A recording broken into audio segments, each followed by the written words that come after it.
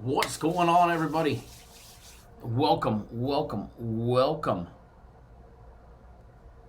Cappers Nation Live, Monday Night Football Game Day Edition. Let's get ready to rock and roll, folks. It's going to be another great day for everybody. Congratulations to all of our tailors yesterday, tailing the 3-0 on free plays. Was a great day. Hopefully you guys are all having a blessed Monday already.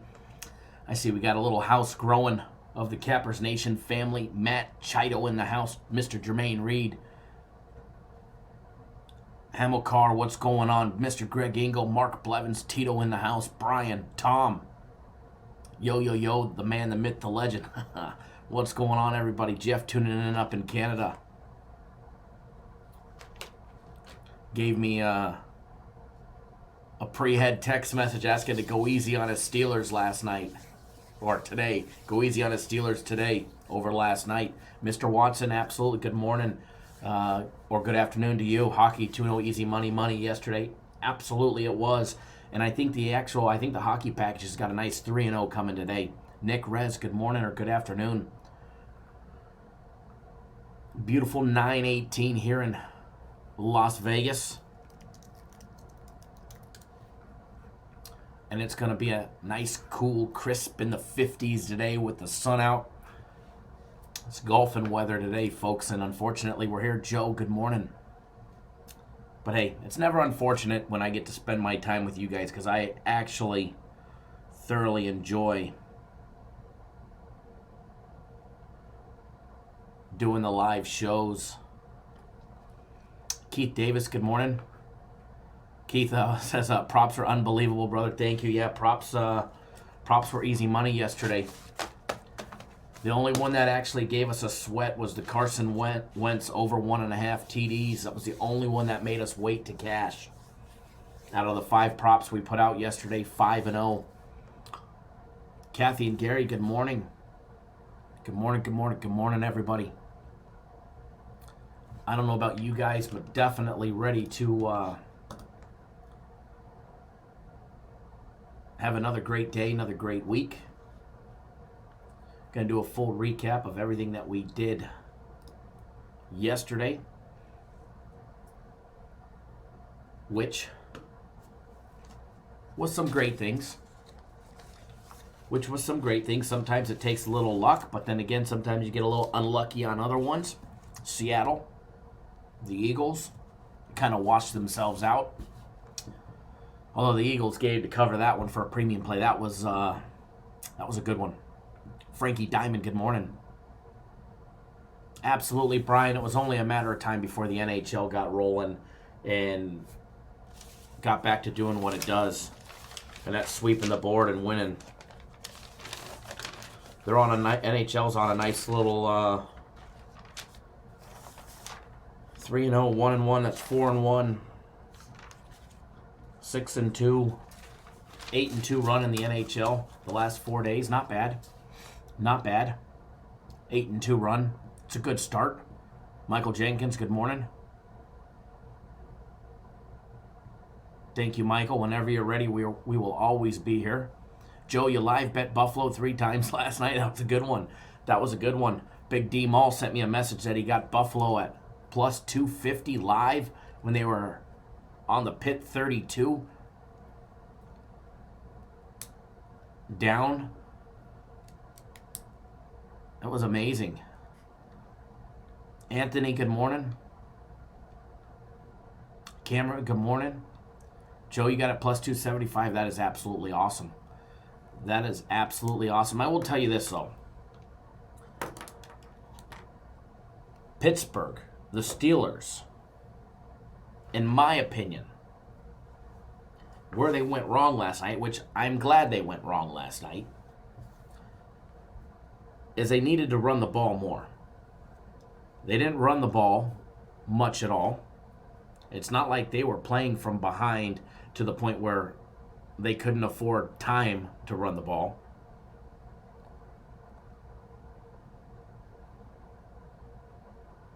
They ran the ball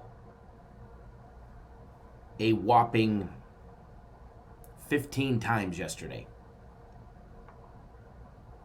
James Conner had 8 rushes for 42 yards. The longest he ripped off was 17, if you guys remember. I do agree, Joe. They needed to put Conner in more. He had 8 of their 15 rushing attempts. Averaging 5.3 yards a carry.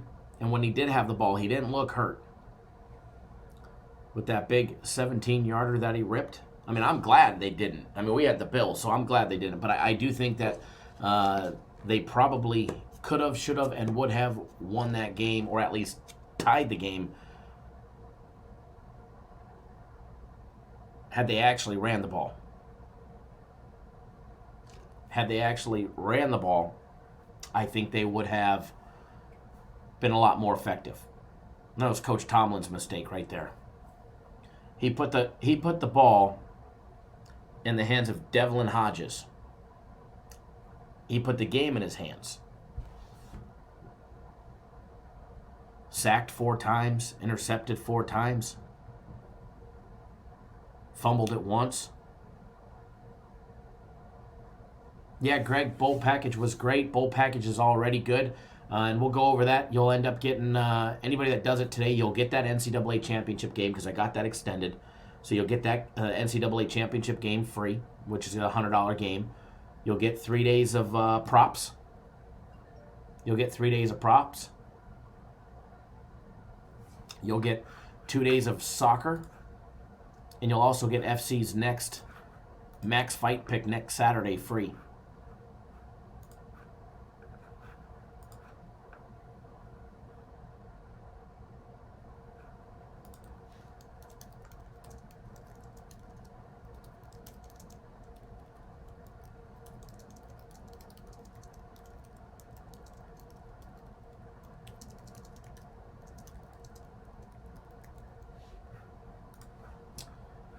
So it's going to be a great time. Bowl package is great. We'll talk about that here in a little bit. The prop package, we're going to go over all of those.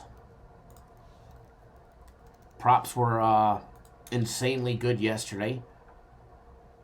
Rattling off a nice 5-0 on the props. Yep, we gave out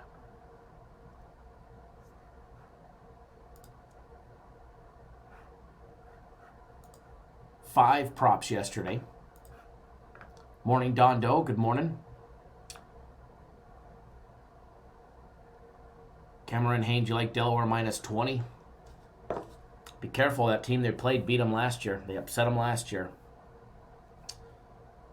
So we'll do that. We'll do the full recap right now. We'll do the full recap, then we'll move into the program. We got Monday Night Football to talk about.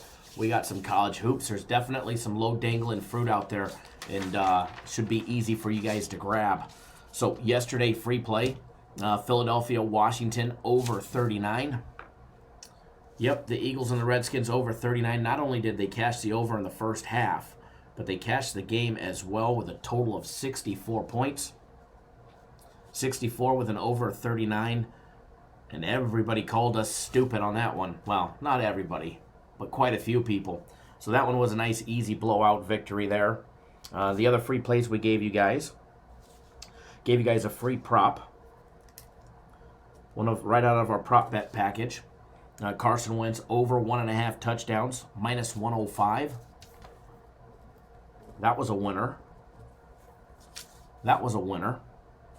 And then we also gave you guys a free personal play of mine. The Bills plus 1.5, minus $1.15, or plus 1, however you got them. Hold on 1 second, folks. Hello. Who? Nope. There's nobody here by that name. Thank you. No Vernon here.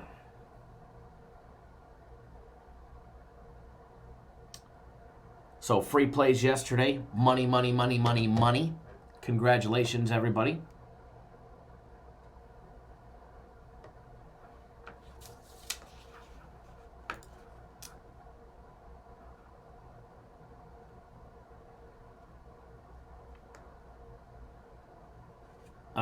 I have Kent State at 7 p.m. Eastern time.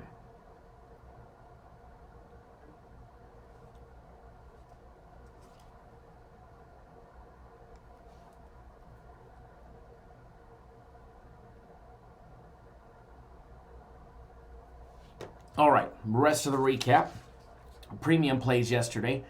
Getting shafted on one, getting lucky on the other. Got the members bounce on one and got shortchanged on another. That ended up as a push. Seattle laying 6 as a push.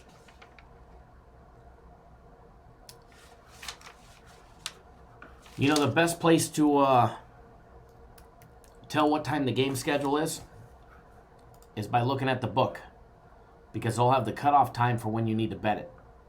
So I'll pull up and I'll tell you guys what I see right now.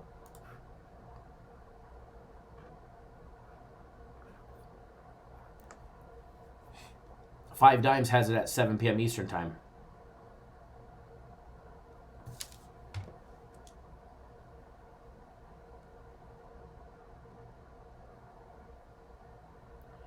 So, premium plays pushed on Seattle, laying the 6.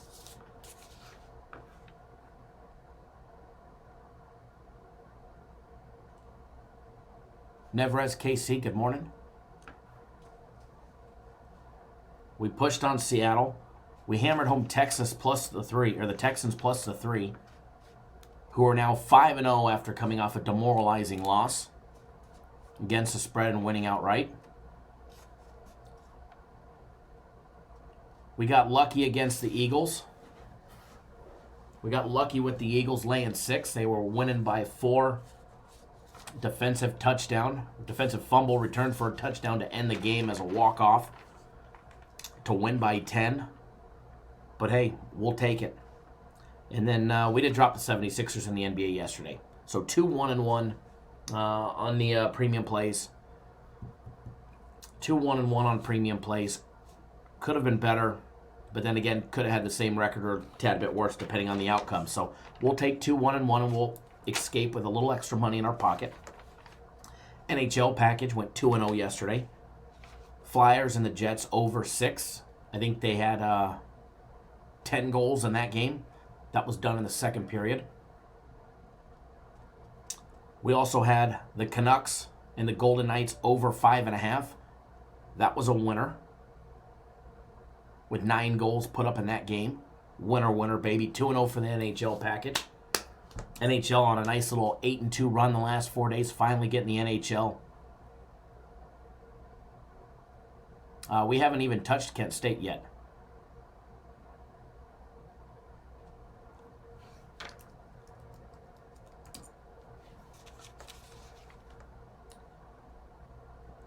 My personal plays had a nice day yesterday.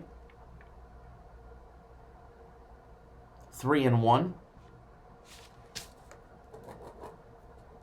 Nice big 3-1 yesterday. Shapendi, you can get on the bowl package at any time.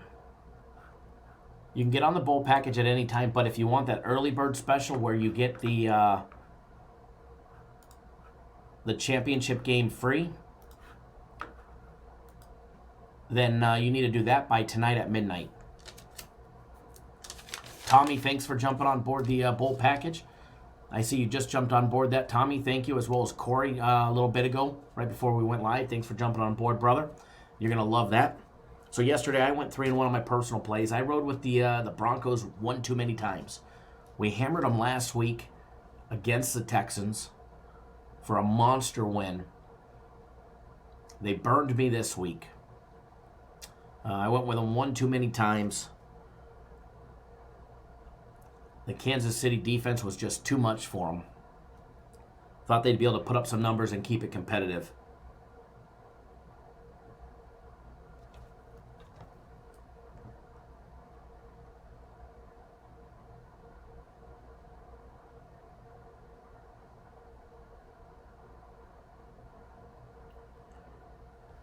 After that was the first one. I only played 2 NFL games yesterday. That was one of them. I played 2 college basketball games yesterday, blowouts. Virginia Tech laying 14 against Gardner-Webb. Blowout winner. Michelle says, morning all, huge weekend. Thank you, Kyle. Absolutely, you're very welcome.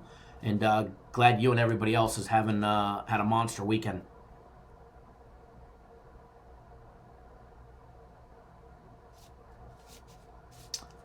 So we hammered home Virginia Tech.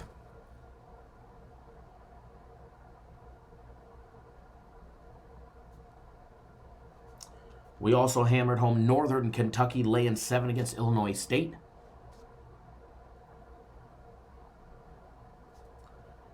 And then in the evening time, which I gave every one of you that tuned in yesterday for free, the Bills plus 1.5. I don't know why you guys can't see it. The Bills plus 1. It shows just fine with the chat window on Firefox. I'm using Firefox on a Mac, and I can see everything just fine.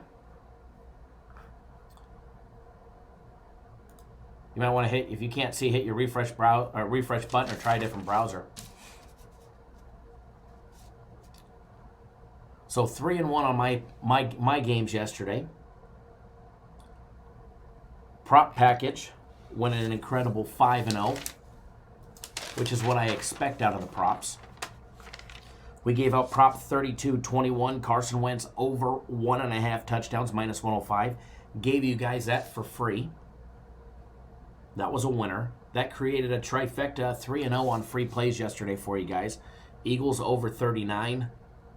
Carson Wentz over 1.5 TDs. The Bills plus 1.5, 3-0 free plays. We also gave out prop 38-23, Deshaun Watson over 23.5 rushing yards. Can you say that was easy? That was actually too easy. Jameis Winston, this one was even easier. Prop 30-15, Jameis Winston over 1.5 touchdowns. He nailed that home in the first quarter. That one was done in the first quarter for everybody.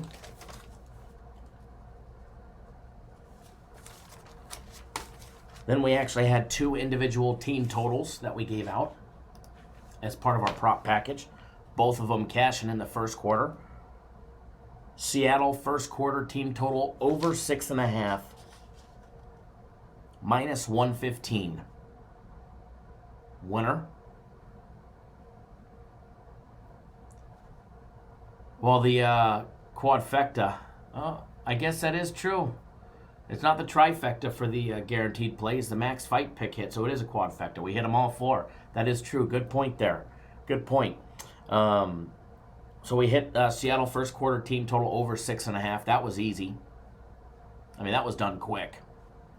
And then we also hit in the Minnesota Vikings game the first quarter team total as a prop over 3.5, minus 115. I do have a frozen screen I'll fix for you guys. So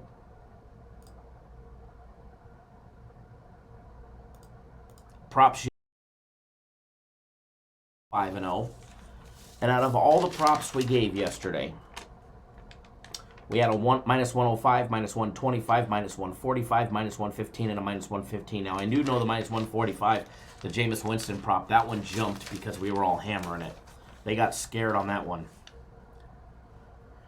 3, 4, and 2, 5, and 3, 8, and 5.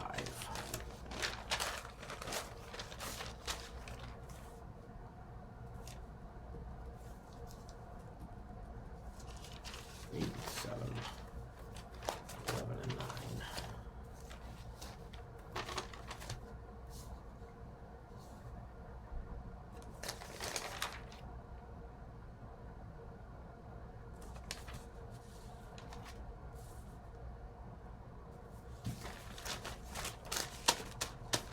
Free plays could have been a little bit better last week. Free plays had a winning week, except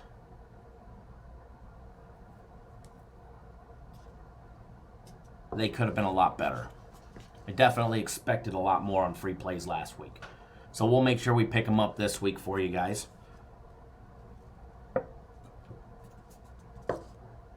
Leans from yesterday's live show. Leans from yesterday's live show. Packers cover. The over does not. Cincinnati doesn't cover, but the over cashes easy. Oakland shit the bed. The Rams shit the bed. The over in the Cleveland game was a blowout with 62 points.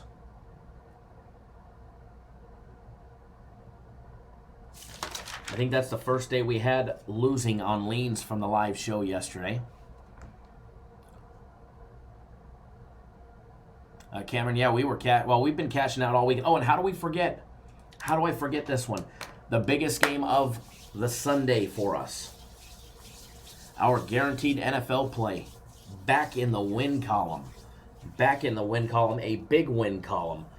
Minnesota Chargers over 45 for our big guaranteed NFL play for everybody that jumped on board. Congratulations, everybody there. That was a nice one. So we hit our my game of the week on Friday. We cashed that one with an easy win. Guaranteed Saturday, we cashed that one with an easier, bigger win. Saturday night, FC's guaranteed max fight pick, winner. Sunday guaranteed NFL game, winner. So not only did we hit the trifecta for our big guaranteed games, you throw in the max fight pick. That makes a big 4-0 on our guaranteed plays. Good morning, William. Tuning in via text. Watching on YouTube. Darren Lyons, cash me outside. We need a game of the year. We just had a college football game of the year, if you guys remember. We don't have a game of the year very often. Aaron, big weekend all the way around is an understatement. Big weekend all the way around was insane. Was a great weekend.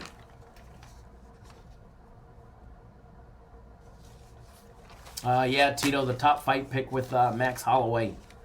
That one stunk it up, but hey, it always recommended to purchase that max fight pick with it, because as long as you're getting that max fight pick, you had a winning card. You had a winning UFC event, as long as you're getting on that, and I always recommend that. Always recommend that. I mean, obviously, having the entire card's fun, but when you're 8-0-1 out of your last 9 max fight picks, Aaron, we have not had an NFL game of the year.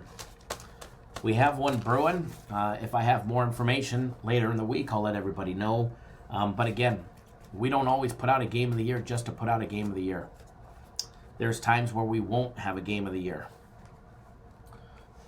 There are times where we won't have a game of the year, and we don't just put one out just to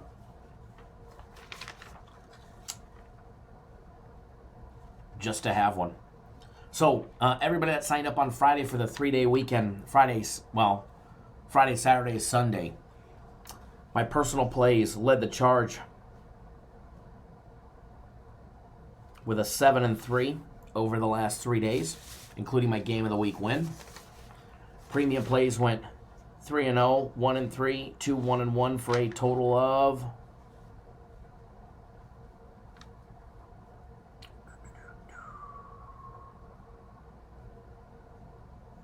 $6, 4-1, a little win, profitable, but guaranteed Saturday win, big guaranteed Saturday win. Then our big NFL Sunday win. NHL package over the last 3 days went 2-0, 2-1, and 1-1. Not bad, not bad, not bad, not bad. Prop package 5-0 yesterday. Soccer got off to a little rough start yesterday, that's for sure. Depending on what book you had, you either went 1 and a push, or, 0 and a loss and a push, or 2 losses, depending on what book you had. There's no soccer for the people that are on board the bowl package today. The props have not been posted, as all the props were for Monday Night Football were not listed. The props will actually be posted, I was told, around 4 p.m. Eastern Time. 3 to 4 p.m. Eastern Time, they should be posted for tonight's game. So they should have all of that posted later on today as well. Premium plays are already posted. 3 premium plays today. I like the premium plays we're putting out today, folks. I like the premium plays we're putting out today. 3 premium plays. I actually have a busy day. A lot of college hoops.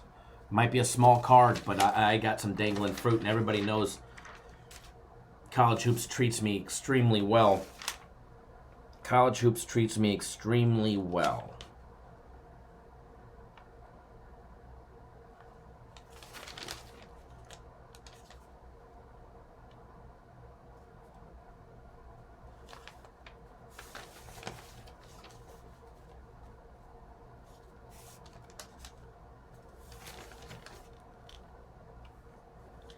After being on Tuesday, I think I was on a 10-game college basketball win streak. We're now on, I think it's 6-1. We're on a little 6-1 little run.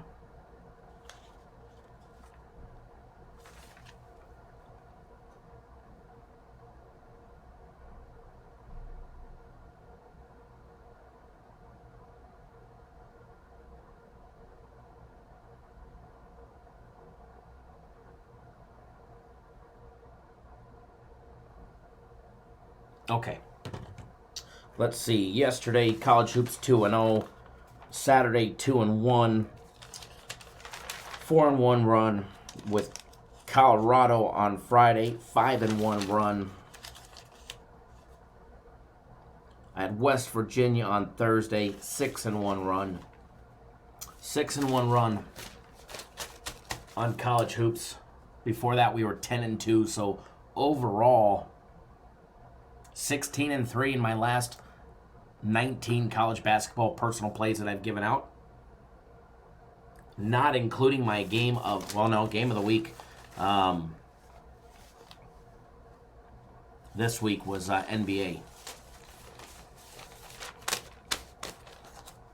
Chapendi, you're very welcome. Daniel, you're very welcome as well. Brian, hockey should be out right now. Hockey should have already been posted. Hockey is posted. 3 NHL plays today. 3 NHL plays. As well as the free play that we gave out already. 3 NHL games today. If you guys missed, we did give out a free NHL game. If you guys want it. Only one way to get it. If you know what it is, please don't post it in here. It's in our daily free play video. And when you're done watching that one, make sure you drop a comment over there as well as give a big thumbs up as well. It's always appreciated.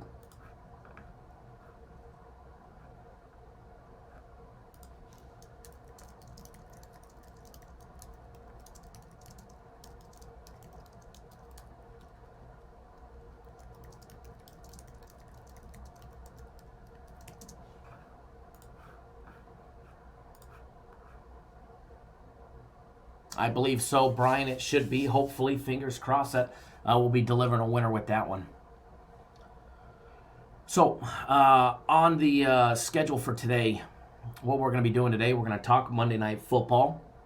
We're going to take a look at that one. We're going to get you guys on a free play.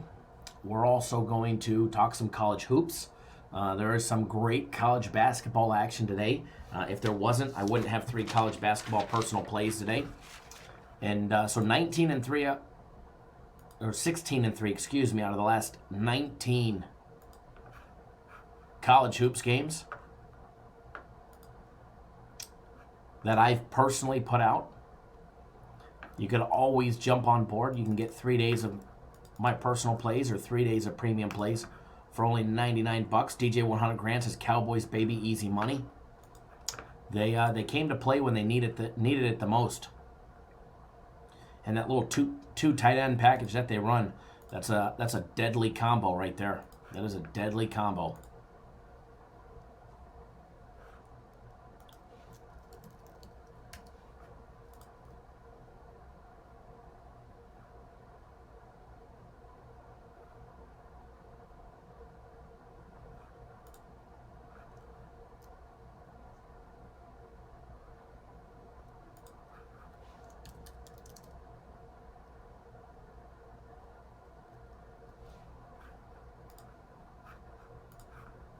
righty.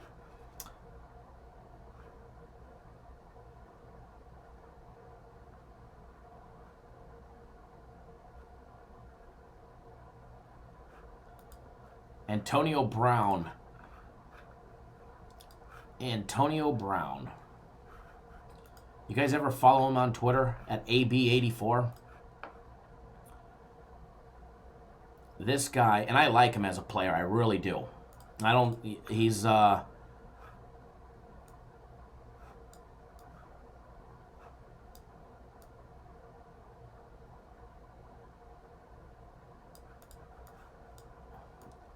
he obviously has a few screws loose. Antonio Brown obviously has a few screws loose, if you couldn't tell.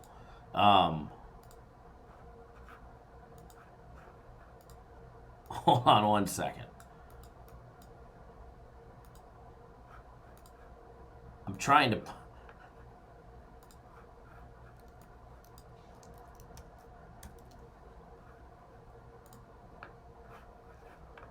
So this pops up. Antonio, man, whatever you're on, I wish you the best of luck.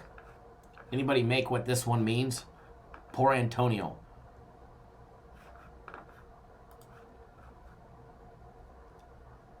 This guy.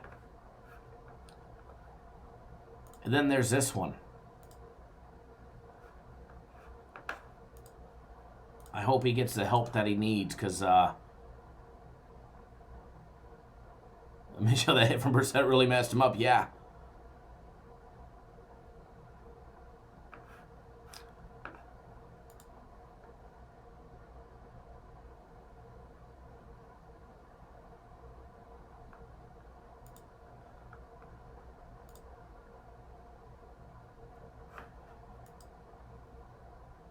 There you go.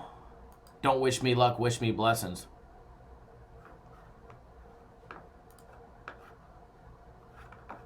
The AB hour.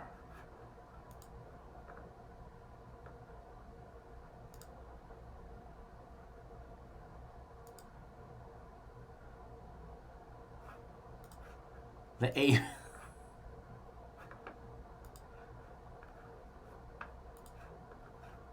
All right, enough of AB. Enough of AB. Back to the program. I just, poor guy, poor fella. All right, so, who's ready today? Who's ready to make some more money? Who's ready to make some more money? A little bit of, what we did yesterday. I'm pretty sure I took a... Oh, yeah, here we go. If you were on our college football bowl package, you guys all got this for free yesterday. These were the props that we put out yesterday. If you were on our bowl package, that's what you received. And if you're on our bowl package today, you're going to receive something like that for Monday Night Football as well. Not a bad prop package yesterday, huh, folks?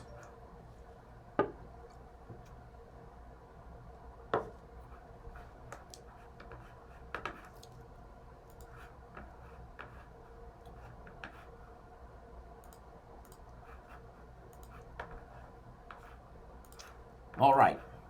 And remember, as of right now, and I'm hoping this will change, I really am, but as of right now, the only way to get the prop package, you'll get 3 days of it free, is to be on our bowl package. And we'll talk about that a little bit later.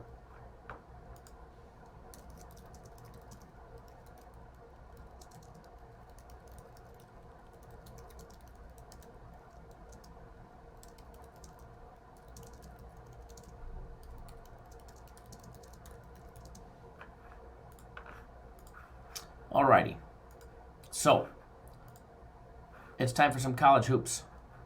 I don't know about you guys, but it's, how's that picture in picture right there, huh? It's time for some college hoops action. So we're going to talk some college hoops.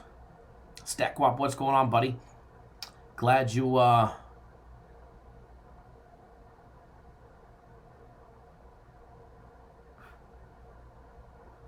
glad you cashed big yesterday.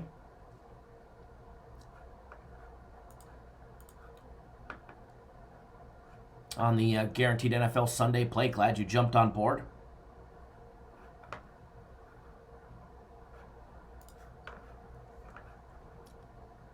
Glad you jumped on board.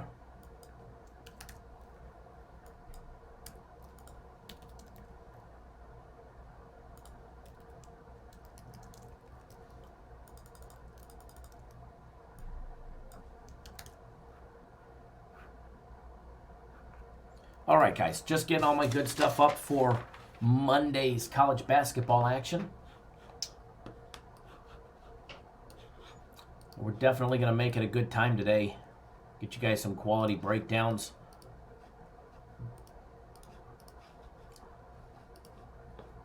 Where'd my live chat window go?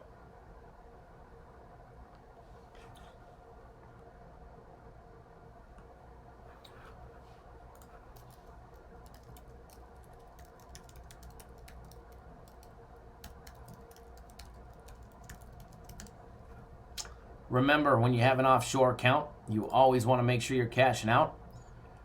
So, hold on one second, folks. When you do a cash out with 5 dimes, you get an email. Once you verify yourself and you're in their system, you end up getting an email that looks like this, and you have to reply to it.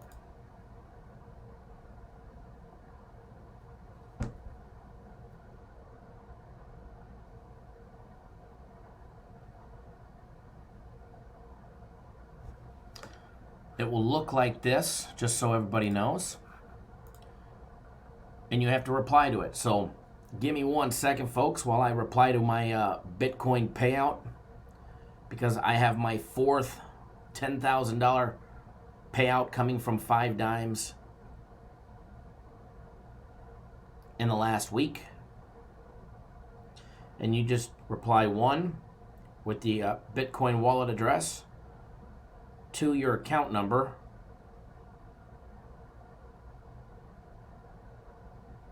and 3 your PIN. You never give them your password. Don't ever give them your password. Just your account number, and then your PIN.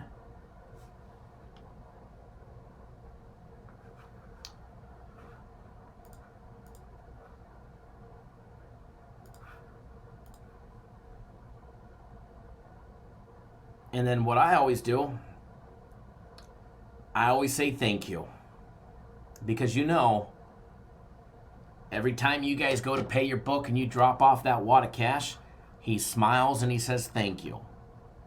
So when they pay you, I just say thank you. So I just replied to mine. And so what that does is that they process that, and then anywhere from 20 minutes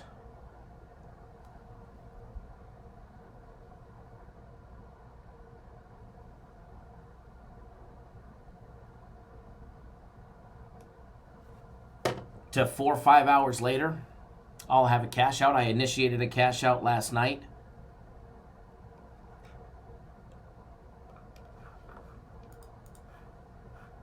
After the Bills' big win. What would you do if they didn't pay you? Well, I'd probably take a lot of business away from them, being in the public's eye, but they've paid me every single time. 5 Dimes is a very reputable place. They've been in business for way too many years for them not to pay somebody.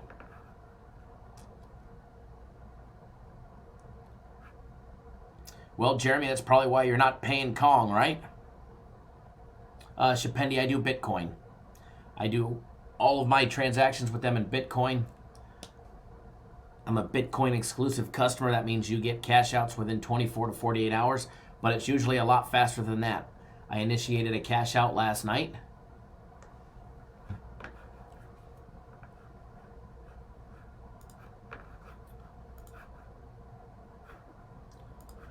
And here it is at 9:57, already getting in the morning, or getting an email from them for the cash out.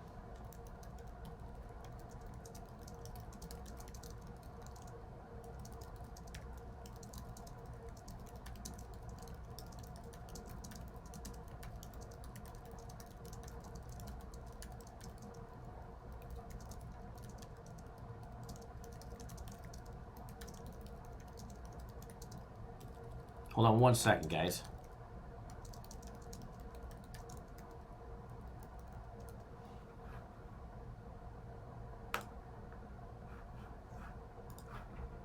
Okay. Yeah, it's one thing that you never need to worry about with 5 dimes is if you're going to get paid. Tony, good morning. And also, thank you for jumping on board the Bowl package. Fast Freddy, can they send you a check in the mail? Yes, they can send you a check in the mail. I have received checks from them before, but I've switched over to Bitcoin only. It's faster, it's more efficient, it's easy. And I get it, Bitcoin is confusing at times.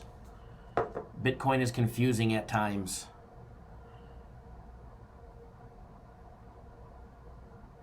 And, but once you get the hang of, Bitcoin, because I'll be honest, Bitcoin was confusing to me. But once you get the hang of it,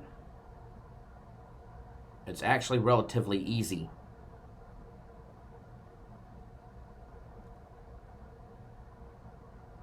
Thank you, Daniel. I appreciate that. Yeah, Kong, that was just Oakland fans being Oakland fans. Nothing new. It's either trash or Charger fans being thrown from the Raptors.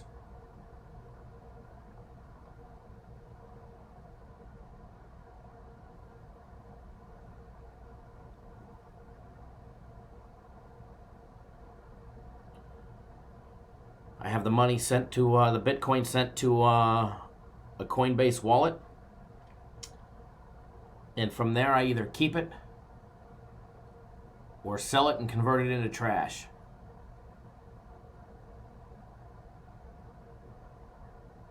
Fast Freddy, I don't think any American banks handle Bitcoin. I use Coinbase. They're an exchange. You transfer it there, you sell it, then you transfer the cash from there to your bank account.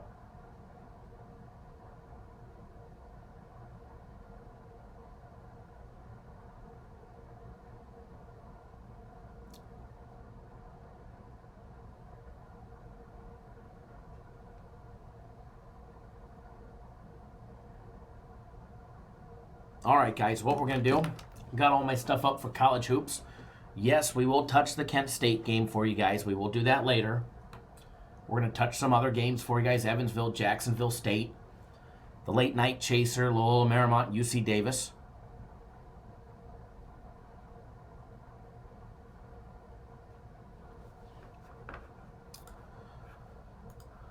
All that matters is the Raiders are coming here. They'll be well recepted when they come. They'll probably have an even better program next year. They're still in development, using all their draft picks to their advantage that they stocked up after Gruden's first year.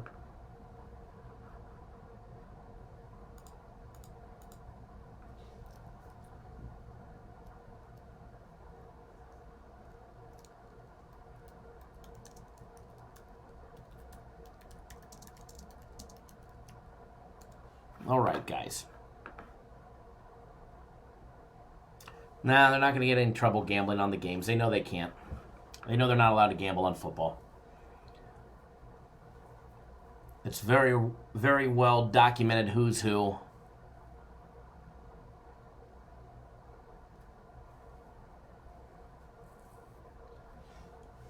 All right, so some good games on the board today. Some great games on the board today when it comes to college hoops.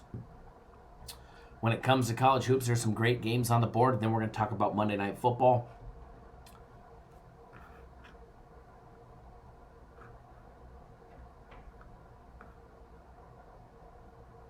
Did the Raiders solicit you for season tickets? They solicited everybody here for season tickets.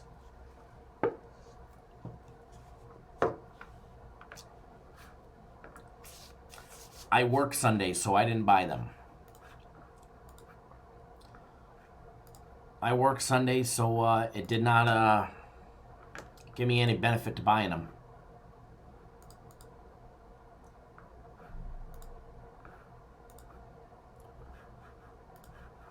If you know what I mean. I work every single Sunday. So one thing about this business is weekends off suck. Weekends off suck, that's for sure. But hey, it is what it is.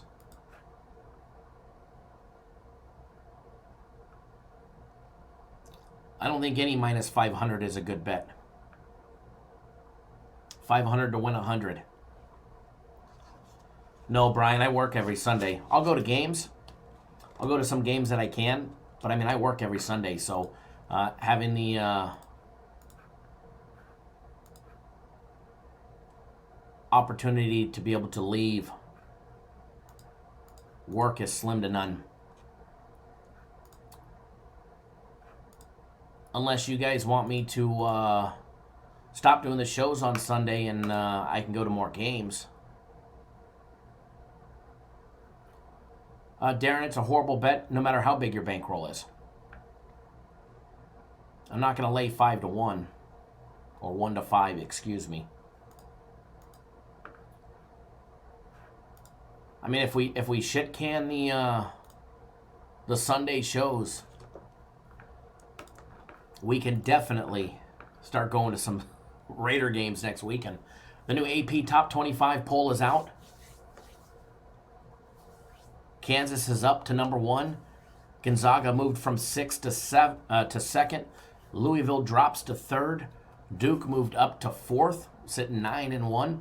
Ohio State 5th. Kentucky moves up to 6th.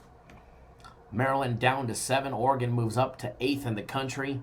Virginia hangs strong at 9. Baylor moves up a spot to 10. Memphis moves up 2 spots to 11. Auburn is still sitting 12th. Dayton moves up a spot to 13th.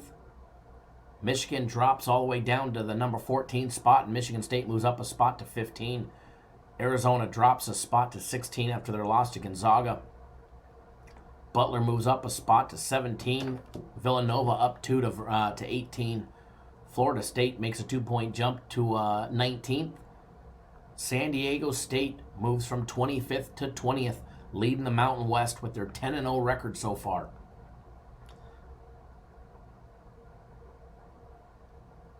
West Virginia rounds out the top 25, sitting in 25th spot.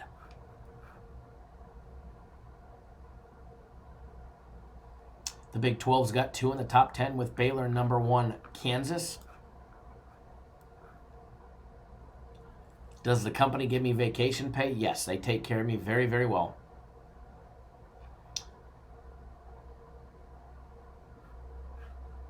Do Cappers Nation live from the venue? Oh, we plan to. We plan to.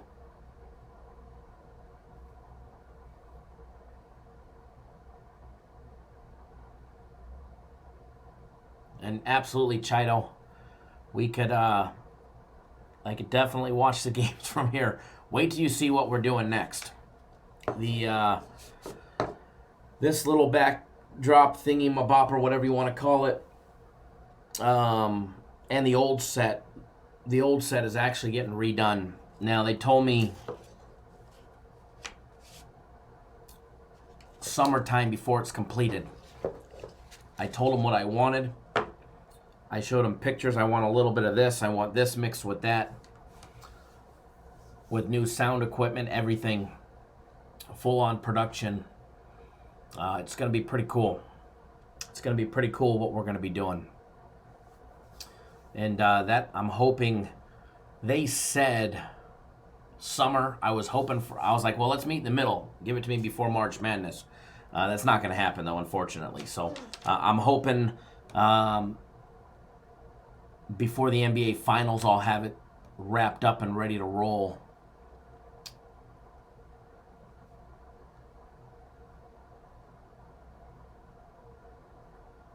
But no telling. No telling. They move slow. They move slow when it comes to building and spending money. So we'll see.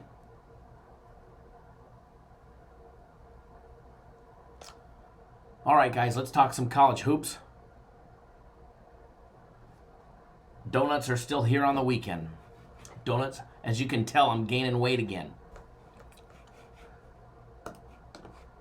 I have been eating too many of them.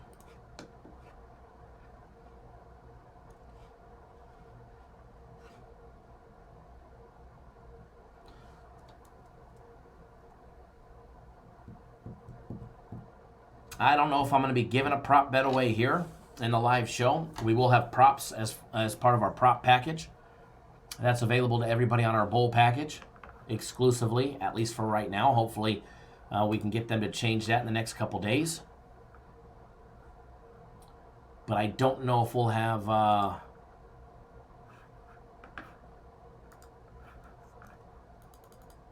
an actual prop to give away during the live show. I'm sure somebody's got some props that they like. I'm sure Tom's got a prop he's already eyeing. All right, we're going to jump into college hoops, guys. We're going to start with Northern Illinois and Pittsburgh as the first one. Let me get everything ready here.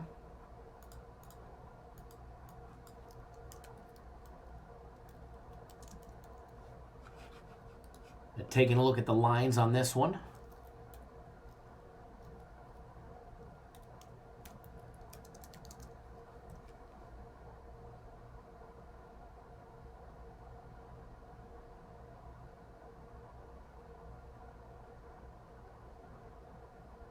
For everybody that's on my personal plays, you haven't missed them. I just haven't sent them out yet. My personal plays will not go out until after the live show. Once the live show is done, my personal plays will go out. So here we are, guys. We're going to talk about Northern Illinois and Pitt. Line opened up with Pitt laying 11.5. Northern Illinois catching an 11.5. Over and under set 125. Taking a look at our friends over at 5 Dimes for everybody that wants to know. This is game number 825 and 826. 5 Dimes has minus 11.5, minus $1.10, and over and under 125, minus $1.10. They also have the first half line. Pittsburgh laying 6.5 first half, over and under 58. With a Northern Illinois team total of 26, Pitt 32.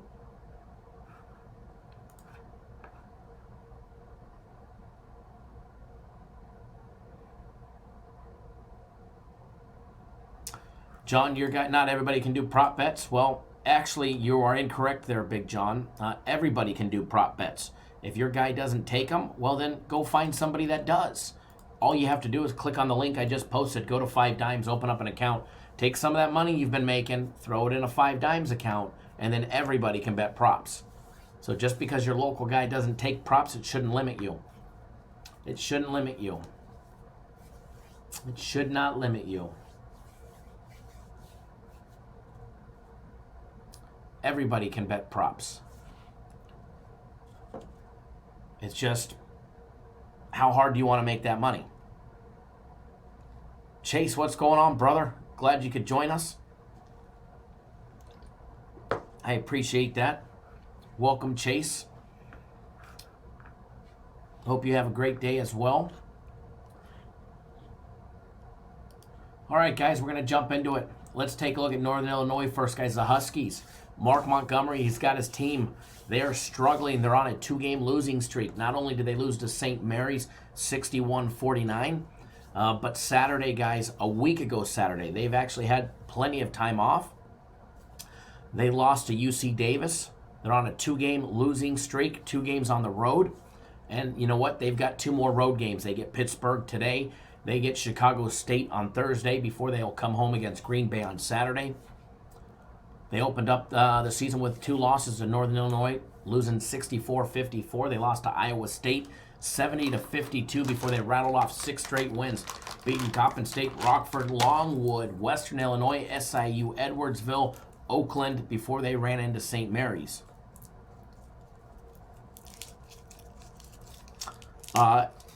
Aaron, that prop bet cashes in like every game, but he's like minus 200 to throw an interception. So you're still risking 2-1. The props, I always look for value. Props, I look for value. When you jump over and you take a look at Jeff Capel III's team, guys, when you take a look at the Pittsburgh Panthers, they are 7-3. They are coming off a loss to Louisville. They didn't just lose to Louisville; they got slaughtered. They got beat by 18 on the road. It brought their conference play to 1-1. Remember, guys, Atlantic Coast Conference opened up with their first game of the year in conference play. They played Florida State as their first conference play, and it was the first game of the year. They beat them by 2 points. They beat them by a bucket at the end of the game, 63-61. So they started out conference play in the beginning of the year. Then they went into a non-conference schedule, and they kind of go back and forth. They bounce. They had Louisville as a conference play. Now they actually have the next, I believe it's 3 games that they play that are in non-conference play before they start back up in the first week of January against Wake Forest when they jump back into conference play. So non-conference game. They did have a loss at Nicholls State, which was a shocking loss, if you ask me. After beating Florida State, 3 days later they get beat by Nicholls State. They lost by 5 in that game, 75-70. They just could not stop them on defense. They ended up beating Robert Morris. They lost to West Virginia. West Virginia put up 68 on them. They were only able to put up 53. They lost by 15. They trashed Monmouth. They trashed Arkansas Pine Bluff. They beat Kansas State by 4 in a close game there. They beat Northwestern by 13. And they got rid of Rutgers by 11. And here they are. They get Northern Illinois, struggling team. Both teams coming off a loss. First of all, for everybody that doesn't know, the Panthers, guys, they play in the Peterson Event Center. It's on the larger side for when it comes to Division I. Holds a little over 12,500 fans. So 49th largest in Division I. As far as a home court advantage, they come in with a 3.0 mark. It's not a tough place to play for opposing teams to come in. So as far as a home court advantage, strike it as maybe a point. Maybe a point in Pitt's favor. They're already laying, 11.5. If this was on a neutral site game, it would probably just be an even line of 10, maybe 9.5, depending on what book was generating the line. Low total, in my opinion, over and under 125. It's set low. However, Pittsburgh has actually, when Pittsburgh loses, they struggle to put up numbers. Are they supposed to lose in this game? No, they're actually supposed to win this game and win it by 12 if they're going to be covering the spread. Which most of those games that they're laying that type of number, they end up usually right around the 130 mark. So when I capped this game, when I took a look at it, I thought the total, the over and under was a little on the low side. And we're going to break it down. We'll take a look at the numbers and see what we come up with together. First of all, Northern Illinois, not very efficient on offense. Not very efficient on offense either. Defense, we've got them ranked 114th. Pittsburgh, we've got them ranked 59th when it comes to defense, their adjusted efficiency in Division I. Taking a look at the numbers, one thing that you're going to see is Northern Illinois struggles to shoot. They struggle to shoot with the exception of the 3-ball, and they're actually fairly decent when it comes to the free throws. But down low on the glass, they've been struggling. Offensive rebounds, they actually nab 30% of the rebounds are off the offensive glass, giving themselves a second opportunity. But it's been down low where they've been struggling. They're hitting 46.4% from the field, but so is Pitt on that number. Pitt's been struggling from 3-ball. They're one of the worst 3-ball shooting teams in the league. Okay, they're actually one of the more poorer shooting teams in the league. Period. They're hitting 45.5% from the field. When it comes to the 3-ball, Pitt is a disaster. 25.9% conversion rate from 3-point range. Okay, Northern Illinois is knocking down 34.1%. Now, when it comes to all those 2-point plays, every jump shot, layup, and dunk, Northern Illinois hitting just 48.6%, but not much, not even better For Northern Illinois, they're actually coming in less, 43.1% conversion rate for all their jump shots, layups, and dunks. Now, when it comes to the free throw line, both shoot it pretty decent, 69.8% for Pitt, 71.8%, just a 2% difference for Northern Illinois.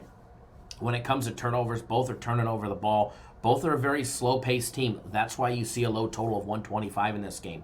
That's why you see a low total. Pitt's average possession is 18.7 seconds per possession. I think there's only like 40 or 50 teams that actually play slower than the Panthers, guys. 17.4 seconds for Northern Illinois puts them right in the middle of the pack, as the Division I average is 17.2. So both teams on the slower pace. It's one of the reasons why you instantly see the lower total set at 125. Pitt likes to slow the ball down. They like to take their time and try and be effective. But you know what? They take their time and they miss a lot of shots. They're an actual horrible shooting team. They're not a very big conversion, and they've got over 20% turnover rate, 20.4% of the time they're actually turning over the ball when they are headed down the court on offense. So, and that number's led by, it's pretty even as far as the ball being blocked and stolen and thrown out of bounds, just a regular turnover. So, taking a look at their point distribution, Northern Illinois relies on that three ball a lot. They're going to take a lot of threes. They're going to take a lot of threes. They're going to make a lot of threes. They average 38% of their total points coming from out deep. All right. 17.4% from the free throw line compared to the 22.4% that Pittsburgh relies on average. Now, when you're taking a look at height advantage, there's about a little over an inch height advantage for Pittsburgh. Pittsburgh does have the bigger team, and that's no doubt about it. That's led, by their 6'9" senior Eric Hamilton guys. And don't forget, they've got Terrell Brown. He's a little bit bigger than that, 6'10". He does get a little bit of playing time at both the power forward and the center position. When Hamilton comes out, he'll move in. He'll also sub in at the power forward position when Champagne or Tony are riding the bench with 2 fouls. So, or they'll move Champagne over a spot. So, definitely, look at the Xavier Johnson for Pitt, 6'3". Sophomore point guard. He's a big kid, 6'3", 200 pounds for the point guard position in Division I. So overall height advantage definitely goes towards Pitt.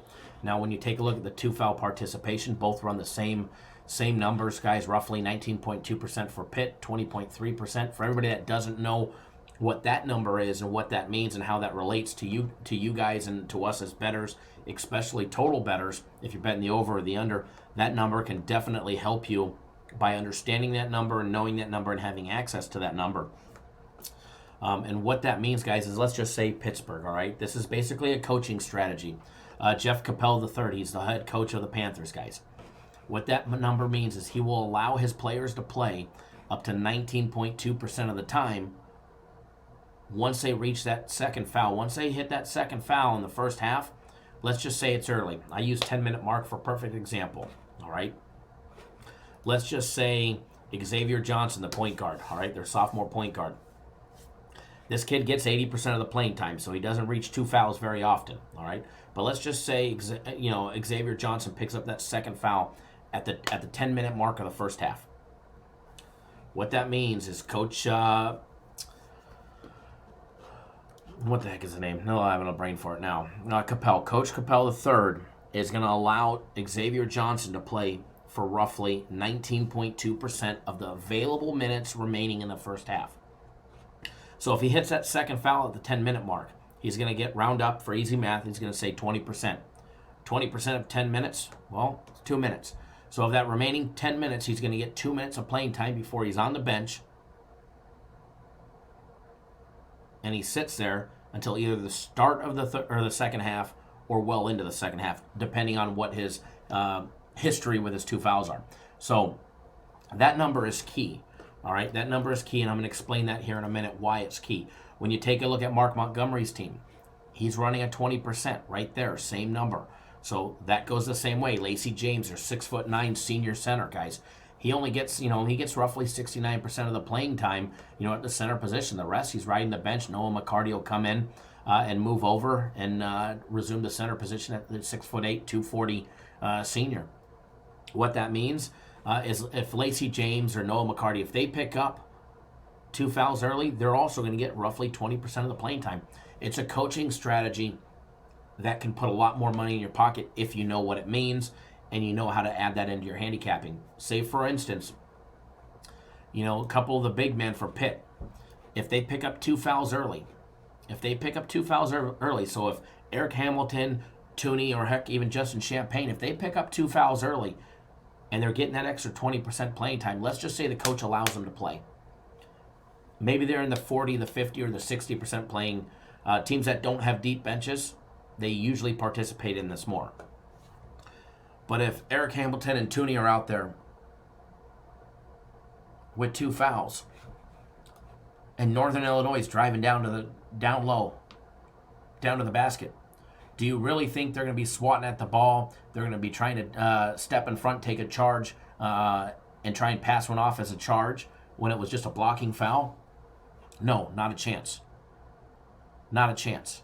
So what that does is that opens up more opportunities for easy buckets, easier rebounds, because they're not going to be diving after loose balls and risk a sloppy loose ball foul. They're not going to be swatting at a loose ball. They're not going to be playing defense as hard. So what that means is if the teams participate in it anymore, it will allow more opportunities for easy buckets down low. Teams know this and they'll take advantage of this.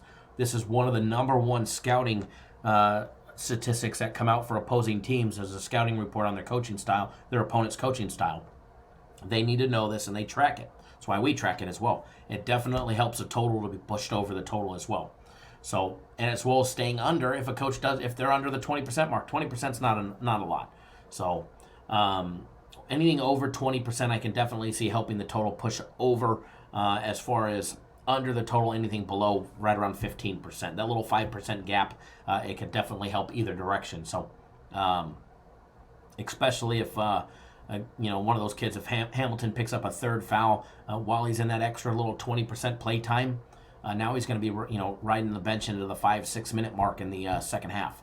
So, and then I promise you, as soon as he gets out there, he's not going to want to be swatting at balls with 3 fouls early in the second half.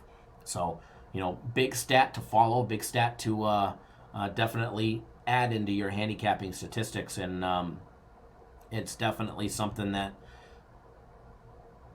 we pay attention to greatly. So, as far as this game goes, as far as the shooting goes, when you're matching up the teams side by side, I give an edge when it comes to shooting to Northern Illinois.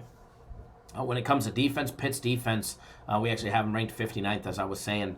The OG, no, we did not do football yet. Football is after college basketball today. But we're going to get to football.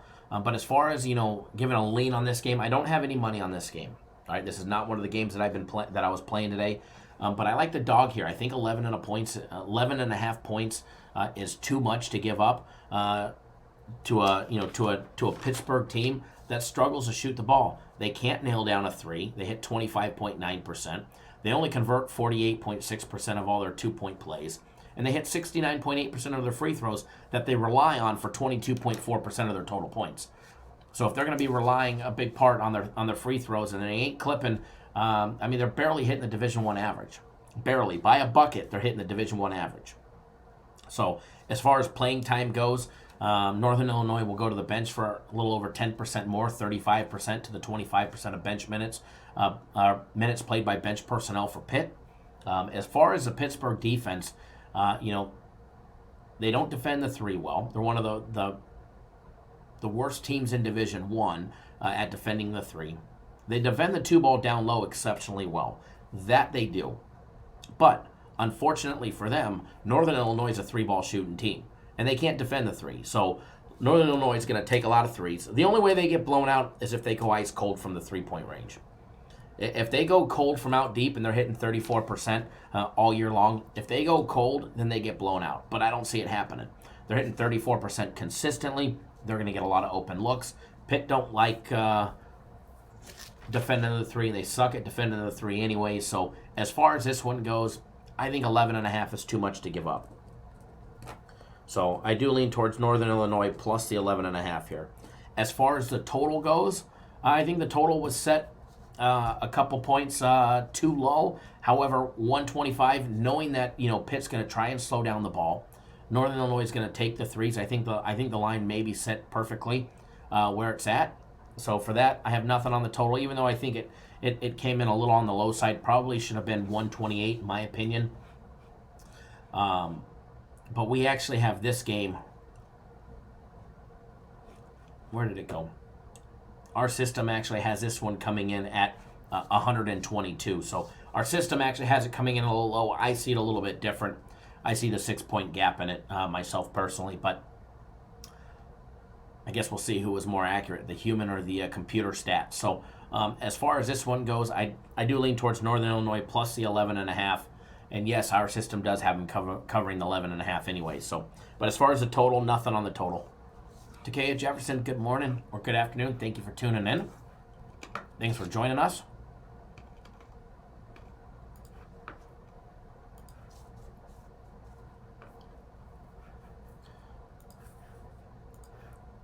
What is your guys' opinion? You rolling with Pitt or you rolling with Northern Illinois? Post up in the comments what you guys are rolling with. And then we're going to move right along. We're going to go down to the next game. We're going to go right down to the next game. We're going to do, let's see, which one should we do? We'll do Evansville and Jacksonville State. Takea, anytime, man.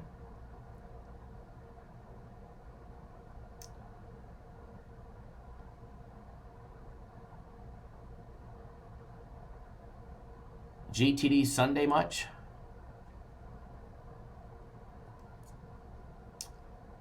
Cuban Connect, what's going on, sir? Thank you, everybody, for joining us. Glad to have everybody here. We're in college basketball right now. We're doing college basketball breakdowns. We're going to do Evansville and Jacksonville State next.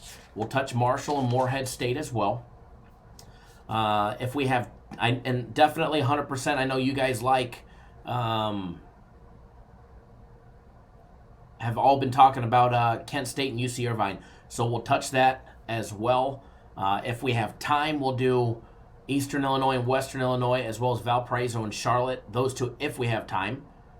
And then we'll also, obviously, and then we're done with that, we'll move right into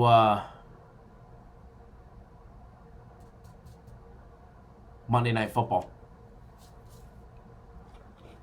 We'll move right into Monday Night Football. But first, guys, if you are new to the channel, first of all, welcome. We go live 7 days a week, Monday through Friday, noon Eastern, 9 Pacific, every single Monday, Tuesday, Wednesday, Thursday, and Friday. We also go live Saturday and Sundays, 9 a.m. Eastern, 6 Pacific, dark and early in the morning. All right, we go live dark and early in the morning on the weekends.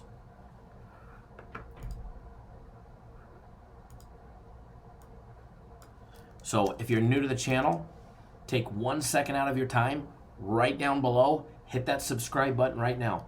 Hit that subscribe button, then tap that little bell. Tap that little bell right next to it. That way you get notified each and every single time we drop a video. I'm sure you guys are tired of looking at my chest hair, so the hairy beast will button up. Tap that little bell. That way you guys get notified each and every single time we go live or we put out a daily free play video. You will be notified.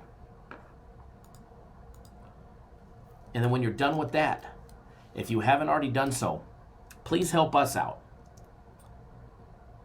Hit that subscribe button. Subscribe to the YouTube channel. And then hit that thumbs up button. Hit that thumbs up button, guys. Or if you don't like me, you don't like the show, you don't like the free plays that we give you because we make you too much money, or you don't like the lanes because they make you too much money. If you don't like me, hit the thumbs down. If you like me, hit the thumbs up. I really don't care. Just do us a favor. Give us one of them, all right?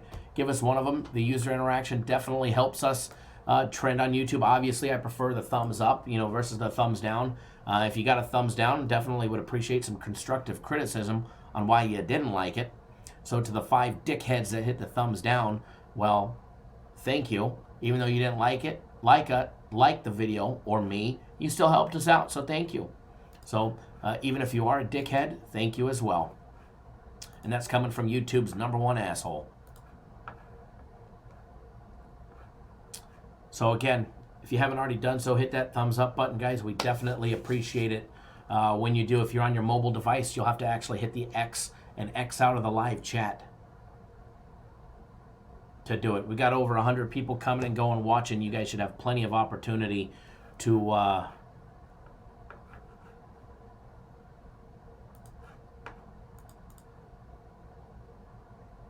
be able to hit that thumbs up button and break us over 100 thumbs ups. That's for sure.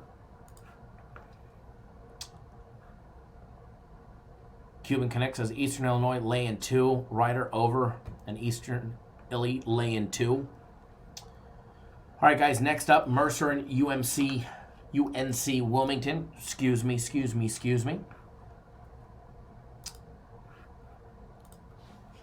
Just popping up the live odds on this one. Line actually opened up UNC Wilmington laying 1. It is now up to 2. Mercer's catching 2. Total opened up at 142.5. It's up 2 full points to 144.5. Although CG Technologies and the Stations casinos here in town still have 144 on this game. This is another game I did not bet, at least not yet. You never know. May change my mind as the day rolls on. Danny D-Rock, thank you. I appreciate that. Cuban Connect, thank you. I appreciate that as well. Always appreciative when you guys do. Definitely, we always appreciate it when you guys do. What it does is it basically, all it does is it helps us get our videos trending on YouTube. And it shows up in more search spots. It shows up higher in the placement. And it shows up higher in people's recommended videos. So it definitely helps us out when you do as well. So we're always very, very, very appreciative. And, you know, for the small little show that that we have, we're always very appreciative for when you guys do help us out.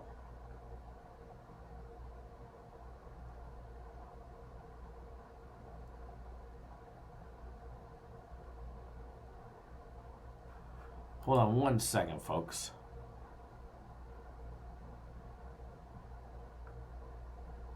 Okay. So, while we start breaking down this game, post up in the comments who you guys like. Are you rolling with UNC Wilmington laying the 2? Are you taking Mercer plus the 2? Do you like one? Do you not like the other? Do you not like either one? Mr. Lim, thank you. I appreciate that. As well as a total over and under 144.5. You taking the over, the under, don't like it. What do you like about it? Post up in the comment. We definitely appreciate that as well. So post up in the comment section who you guys like, and we're going to start breaking it down, guys. A lot of people believe this line is suspect at best. Tito, you have no clue on either team. Well, we'll try and help you out in that aspect, okay? We'll try and help you out in that aspect. So it's definitely, I know there's a lot of talk about Evansville. There's a lot of people rolling with Evansville that I know of. And first of all, let me give you a little history. Jacksonville State is a 2-win program. They got a gimme game against Brescia, and they beat Chicago State. Oh, sorry, I opened up the Jacksonville State team. Sorry, I opened up Evansville and Jacksonville State. Hold on. I was all excited to talk about Jacksonville State. All right. I'm skipping ahead. Mercer and UNC Wilmington. All right. Let's go back to next game. I'm already a step ahead of you guys. I'm already a step ahead of you guys on that trap game. Mercer, guys, 4-6 on the year. Mr. Robinson, thanks for joining us. Says take the points with Mercer. Mercer, guys, the Bears from Macon, Georgia. Greg Gary's got his team. They're on a disaster of a 4-game losing streak. They opened up with a loss against St. John's back on November 6th, a little over 40 days ago. They ended up beating Columbia International. And what should have been a gimme game, they beat them by 8. They beat Kennesaw State. They beat Florida Gulf Coast. They lost to Georgia Southern by 10. And then they beat Illinois of Chicago. And now they're on a 4-game losing streak. They lost to St. Bonaventure. They lost to Canisius. They lost to Holy Cross. And most recently, Georgia State. All right. Now, Taking a look at the other side, you got UNC Wilmington. They've also on a little losing streak. All right, CB McGrath, Coach McGrath, he's got his program off to 5 wins. They beat up Johnson Wales, North Carolina as a gimme game, beat them by 20 to start the year. They lost to North Carolina, which many teams are going to lose this year to North Carolina. They beat Campbell, but it took to overtime to get rid of Campbell by 5. They lost to Davidson, where they got slaughtered by nearly 40. They lost to Davidson by 38. Okay, they had another gimme game. They ended up winning against Cleveland State, but it was by a point in a super low-scoring game that saw a total of 93 points scored. They beat them 47-46. They beat Florida International 66-63. They had a gimme game against Emory and Henry, which 99.9% of you people don't even know where that is. They ended up beating Boise State, which was a shock. They beat Boise State by 21. It's like their program switched. They were struggling against really shitty teams, they didn't beat Boise State. They lost to Boise State. They were struggling against really shitty teams, and then they came into some good competition, and it showed. They struggle against shitty teams, and then they got blown out by quality teams. And by saying Stanford's a quality program, yeah, it's a quality program. Is it a top-level college hoops program? No. Against Charlotte, they ended up losing by 19.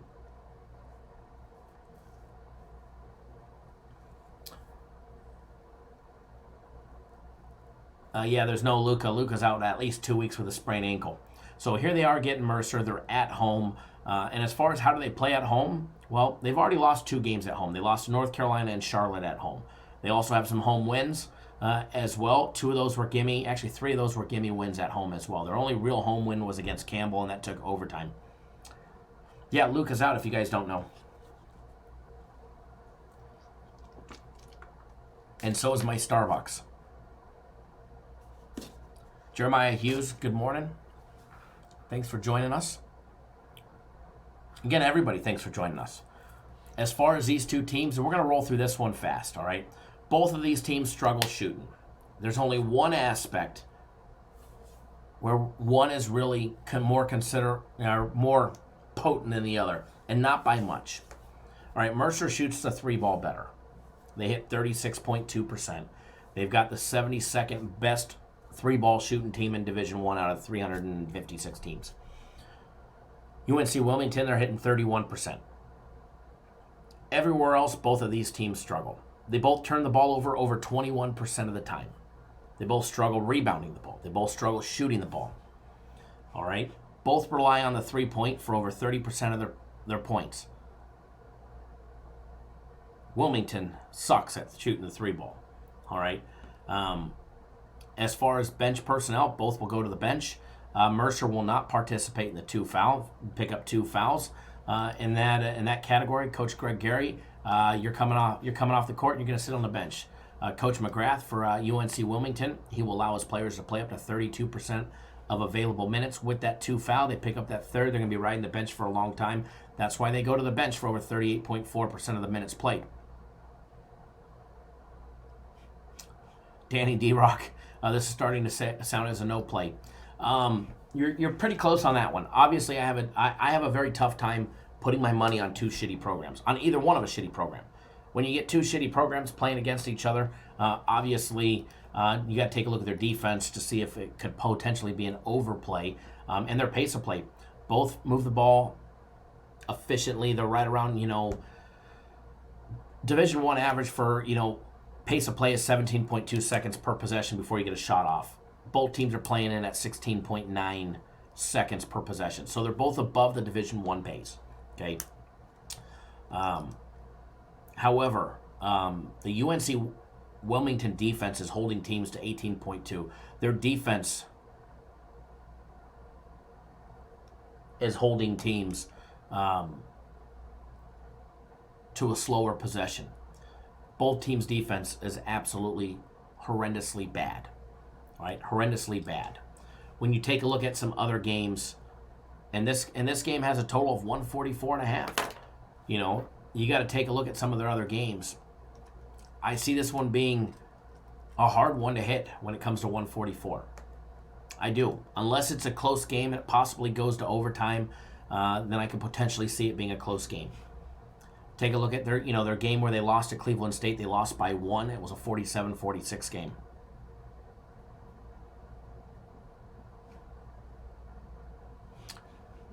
As far as this one goes, I lean towards the under. I don't have a play on it.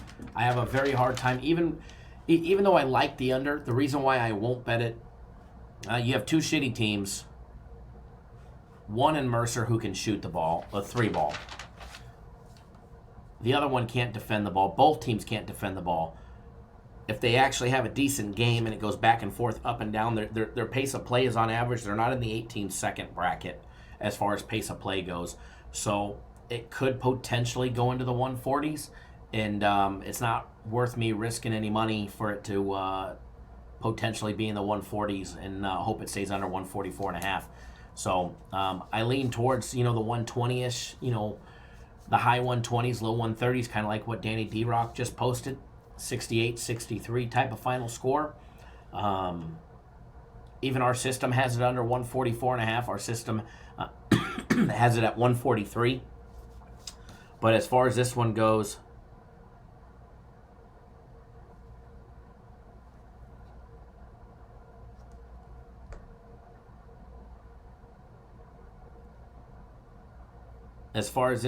I do lean towards the under on this one.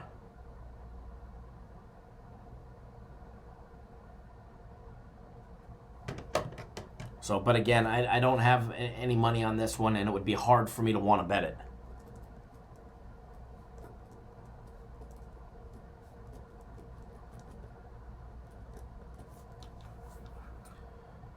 So, next one that we're going to do, the one that I was actually excited to talk about, Evansville and Jacksonville State will do next.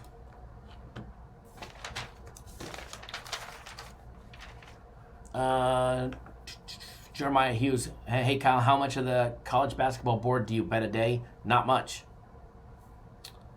Not much.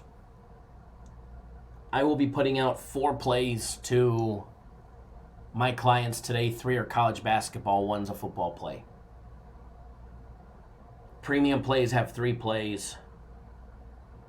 1 NBA, 1 college hoops, 1 NFL play.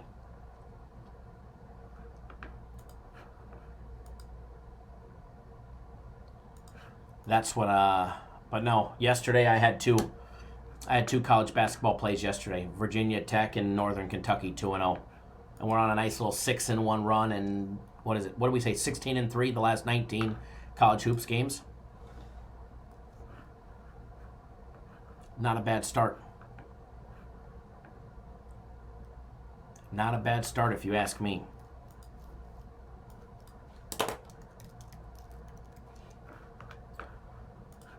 All right, I'm going to move into the Evansville and Jacksonville State next. Evansville laying 4. I'm going to pop up those live odds.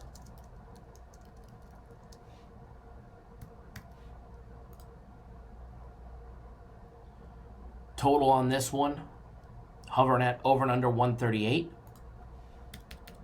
Lines provided by our friends over at 5 Dimes. Remember, guys, we give out some crazy winning prop bets from time to time.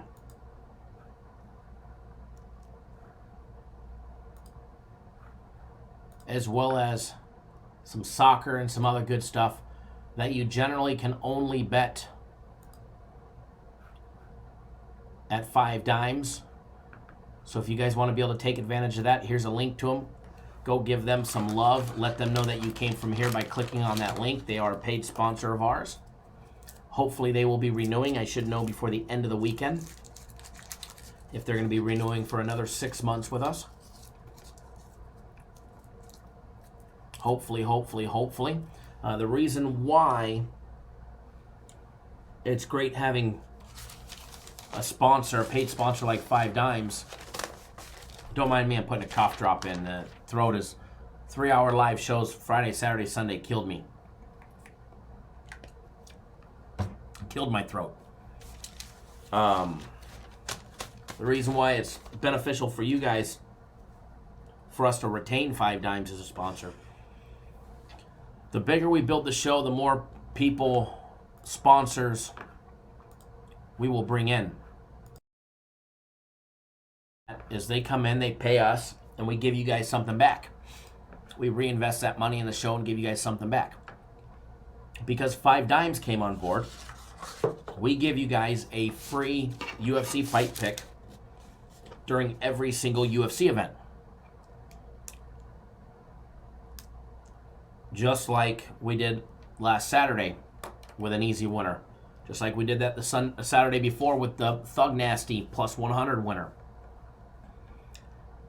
Because of 5 Dimes being a paid sponsor, not an affiliate marketer, a paid sponsor, we're able to do cool things like that.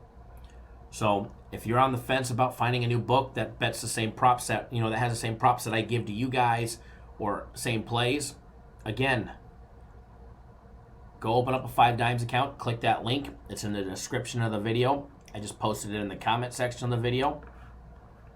And get signed up and have some fun, because I do give out some props or some first quarter team totals that are not offered at any other book other than 5 Dimes. So it's definitely beneficial. Bob G, you hit a 6-team $11 parlay last night. Fantastic. That is absolutely awesome, man. Love hearing that.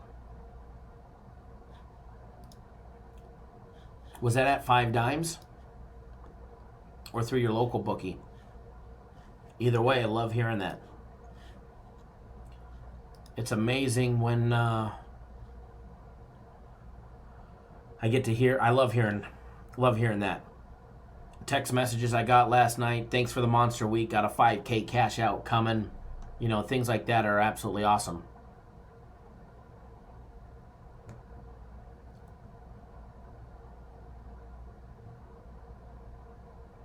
John, it's simple. Not everybody bets my plays. Not everybody is consistent and bets mine. So I'm sure a lot of my clients go and bet their own games, bet somebody else's losing plays.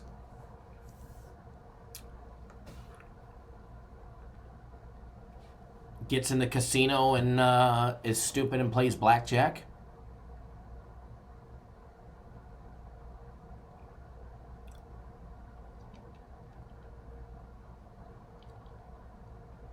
So I'm sure if it wasn't beneficial, we'll find out if it's beneficial or not. If you see the logo go away, then they didn't get their $5,000 worth. If they did get their money's worth, they'll probably you'll see that logo up there come Christmas. If that logo is still up there on Christmas Day, then obviously they got their $5,000 worth. But I can assure you they didn't get their $5,000 worth by me giving out losers, that's for sure. But I can assure you, people that come here are not just betting my plays. They bet their own, they go to the casino, they do all kinds of stuff. So, and quite frankly, as long as they pay and they sign up and they're happy as a sponsor, that's all that matters to me. All that matters to me. And definitely beneficial for you guys. Of all the UFC fight picks that we've given away for free, FC's hitting over 75% of the free ones. Danny D-Rock, is it okay if we play craps? I'll be honest with you, Danny. If you guys want to gamble online with blackjack or slot machine or craps or whatever else they offer, how about you give it to me? I'll kick you in the nutsack. I will happily hand you half back, and then I'll send you on your way. And you get a half back rebate. That's probably the best odds. But I wouldn't recommend it. I wouldn't recommend either one. I'd recommend keep your money and keep it in your bankroll. Stack up. I'd rather spend my money with you, bro, and I'm done with other services. No disrespect to other services. I appreciate that. I mean, we're not perfect. We have losing weeks. I'm the first to admit it. But we take care of our clients, that's for sure. That's for sure. And if you notice, let's just, 2 weeks ago we lost our NFL Sunday play, our big NFL guaranteed Sunday play. We give you the next one free. Yes, we made you wait a full week for it. But we didn't just throw out the next day, magically, I've got an 8-unit play, and I'm going to give it to you guys as a makeup. We didn't hurry you guys through a package to get you a makeup as fast as possible so that you would go buy another package. No, we actually take our time and rebuild you. We don't just throw you to the wolves and pray you make, your money as fast as possible. Yeah, button came undone. As fast as possible so you buy another package. It's not about that to us. It's about making sure you consistently make money long-term over time. There's other services out there that probably lost their big game yesterday, and then they're going to say in their video today or their emails and their advertisement, I know we lost yesterday, but I magically have a 7 or an 8 unit today for you. That's going to get the money back. They're going to hope that they win for you today. That way you'll buy a package from them tomorrow. I'd rather take our time, pick our best opportunity, and win that money back the next week, rather than rush you through something in hopes that you win. So, you got to be careful out there. There are a lot of shysters out there that they do things for certain reasons.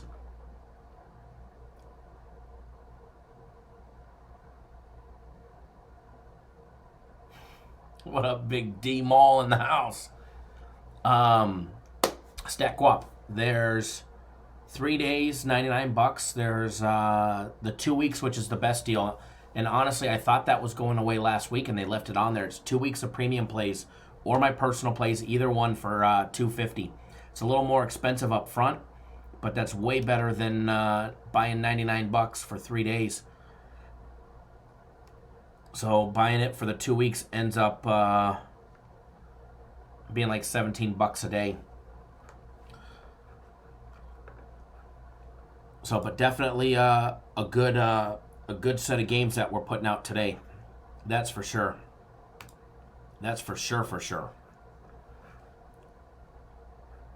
Hold on one second. I just reset my browser. Need to pull my live chat back up.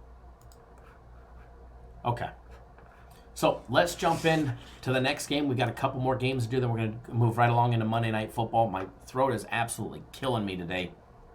Started yesterday. We've already been live for an hour and a half. So we'll do this game next. We're going to do the Evansville and Jacksonville State game. Then we're going to jump right into the Kent State UC Irvine game. And then we'll go right over to Monday Night Football for everybody that's here for football as well, okay?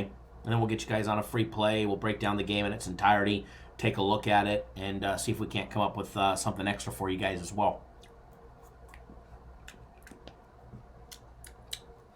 That stuff actually helps, believe it or not.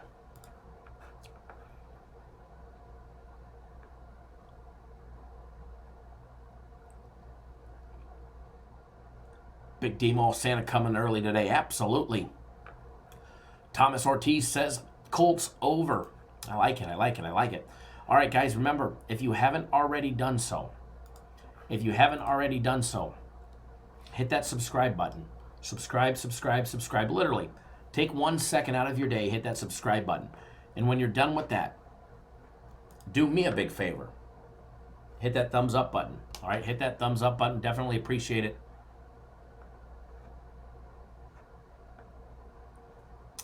Stack Guap, if I buy the $100 one to take the $100 automatically or payments. There's no payments. It's all up front. If you buy the $100 one, it's $99.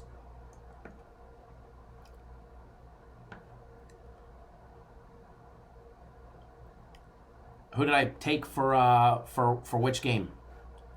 The Evansville and Jacksonville State. We haven't broken it down yet.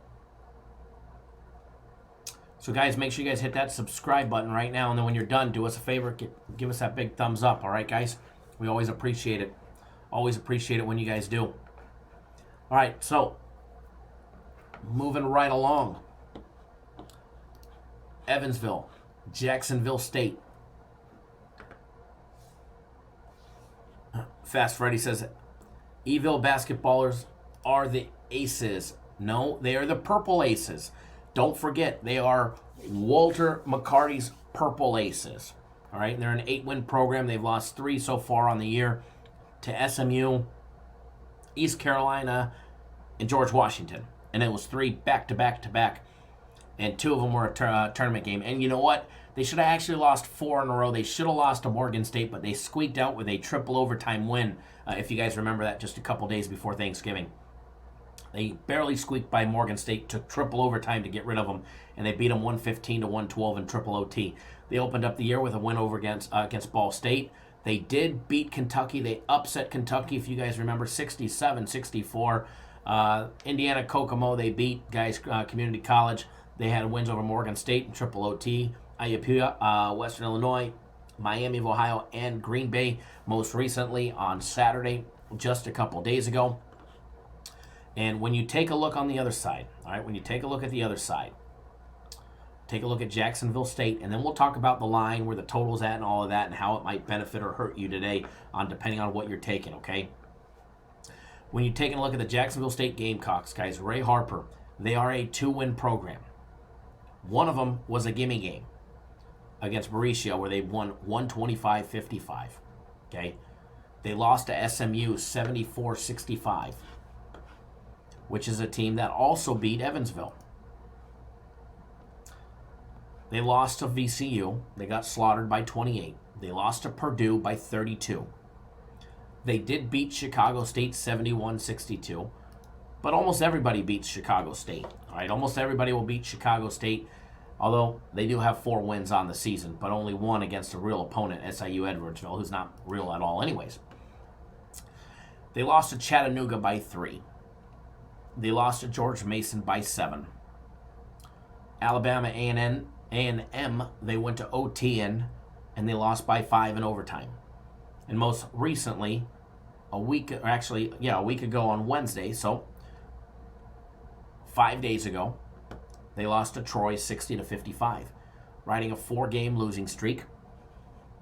Ray Harper's team, just so you guys know, Jacksonville State did upset Evansville last year. They beat them December 15th, 1 year ago yesterday. They beat them 55-50, just so you guys know.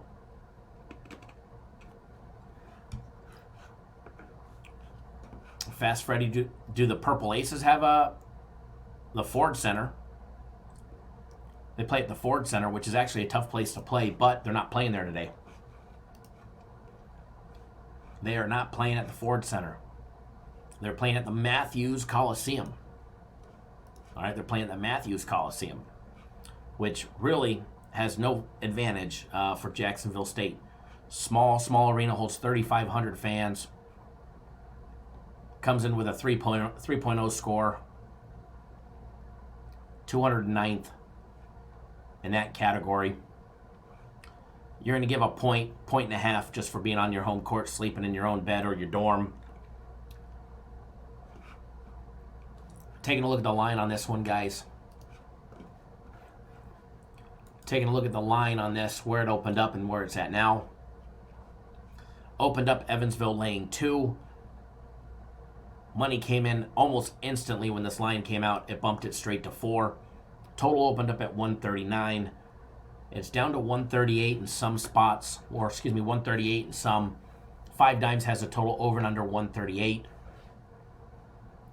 Taking a look at the actual side on this game, -4 for Evansville, -$1.10, +4 for Jacksonville State, total over and under 138. Taking a look at the first half line on this game, Evansville laying 2, Jacksonville +2, Evansville -155 first half money line. Individual team total set at 33 for Evansville, 31.5 for Jacksonville State. First half total 64.5 as well. All courtesy of our friends over at 5 Dimes. Diving in depth into these programs, taking a look at them side by side. First of all, what you're going to see for Jacksonville State this year, you're going to see a lot of red. Red in the adjusted efficiency. They're near bottom when it comes to offense. They're in the bottom one. Actually, they're in the top of the second half. They're in the top of the bottom. They're at the there we go. They're at the top of the bottom one half when it comes to defense in Division I. Ranked 190th. All right. Their effective field goal percentage. They're in the red from the field, shooting from the field. They're in the red in turnovers at 22.3% of the time. They're in the red at three-pointers, 30%. Red in two-point plays. Red from the free throw line. Disaster from the free throw line, hitting 60.3%. They're almost dead last when it comes to having their shots blocked. We're actually almost first in that category because you reverse the number. Horrible, horrible, horrible team when it comes to shooting. And somehow they rely on that three ball for 34% of their total points. You look over at Evansville, you've got green almost everywhere except for defense. Evansville defense is just about as bad as Jacksonville State's. Jacksonville State is a very slow, methodical team. 19.1 seconds on average per possession. They're near bottom of the pack in Division I in this category. All right? They're near bottom when it comes to this.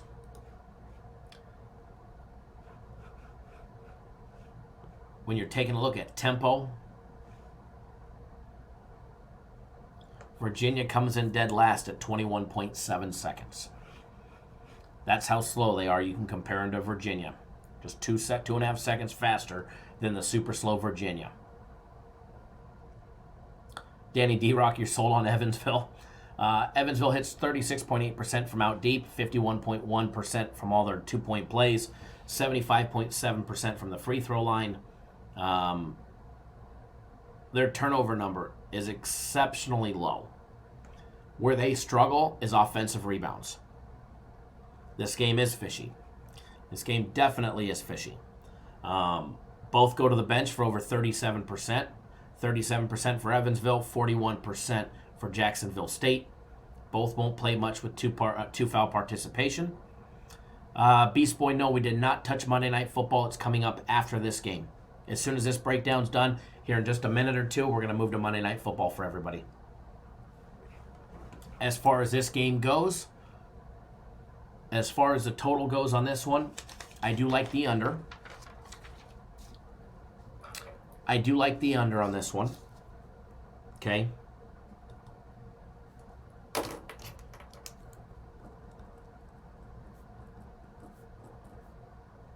I do like the under 138.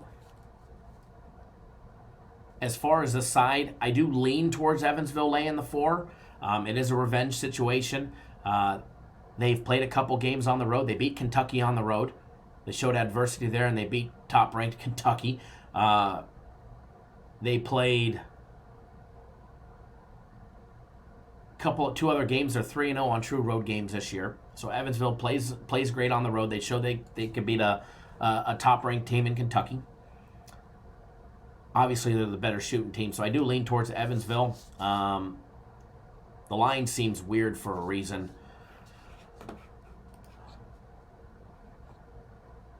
Our system actually has it closer. I don't agree with it. Our system actually has it a 70-68 final. It's one of the reasons why I'm laying off of it. Our system has it 70-68. Other than that,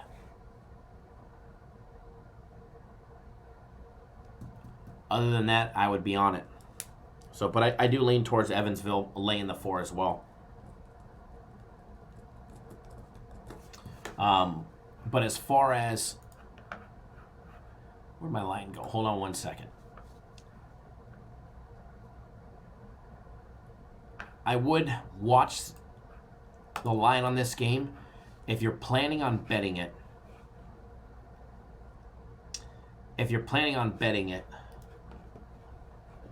I would monitor the line where it's at. It moved to 4 quick. It's been hovering around 4.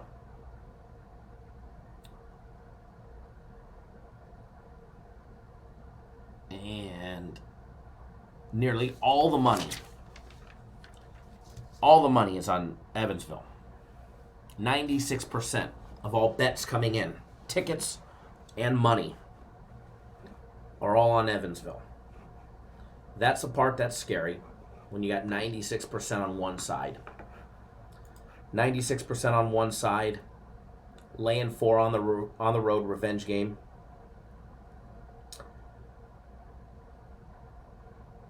Marquette, you're very welcome.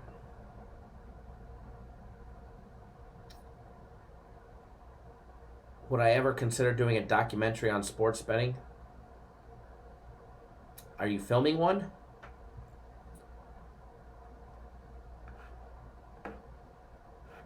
As long as it's better than what Showtime put out, then yeah, I would participate. I already did a commercial for a major casino. I can't say which one, but I already did a commercial for a major casino.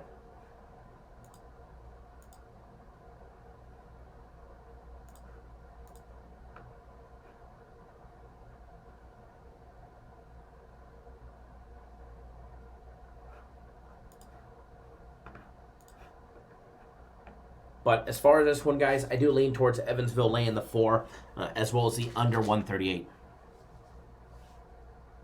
Bill Hike, good morning, good afternoon.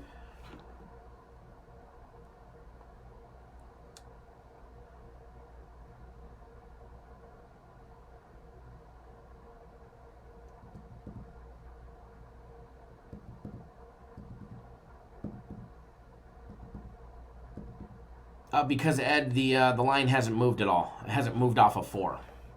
It opened up at 2. It went to 4 about an hour later, and there's been a lot. I know some big bets that have came in, and the line hasn't budged. They're keeping it. Books are keeping it at 4 for a reason. Books are keeping it at 4 for a reason. They're begging you to bet Evansville. They're basically saying here, take Evansville. We're only going to make it 4. Sure, no problem. We'll take a 5K wager. Keep the line at 4. So that way the sucker comes back again and bets it again.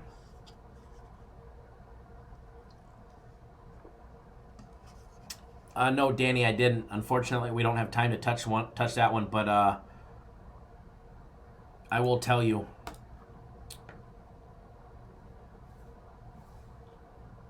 On that game, Delaware is a team that plays exceptionally well.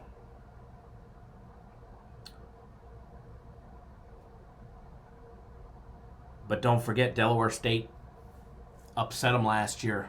In-state rival, beat them by 2. So obviously it's a get-back game, and laying 20 is a lot, or 19, whatever the line's at now. Especially for a team that's coming off 2 straight losses.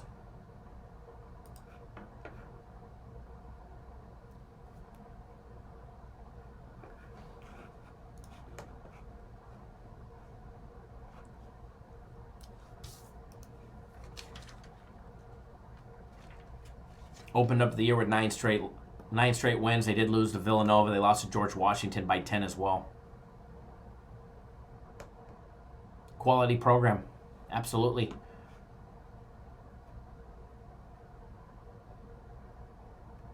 Martin Ingleby's got a good, he's got his Blue Hens rolling. They did play well against Villanova. Lost by 8. Lost by 8. All right, guys, we're going to move into Monday Night Football for you guys. I know that's what most of you are here for. Most of you guys are here for the great Monday Night Football breakdown.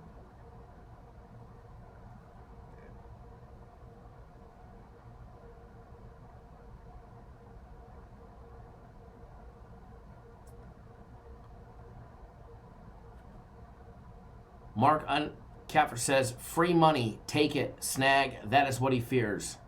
Absolutely. Walks like a duck, looks like a duck, quacks like a duck, probably a duck, right? They're making it too easy for you to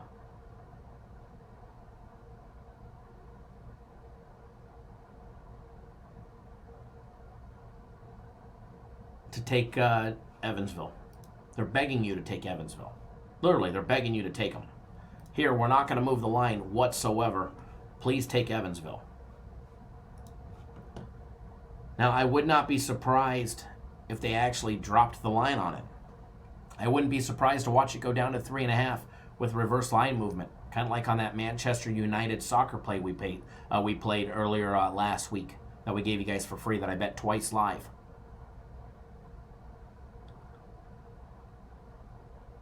That was a full-on reverse line movement. You guys watched me bet it to win $1,000 twice, and after every single bet, it dropped. After you guys bet it on 5 times, that line kept dropping. Every single time we bet it, the line was dropping.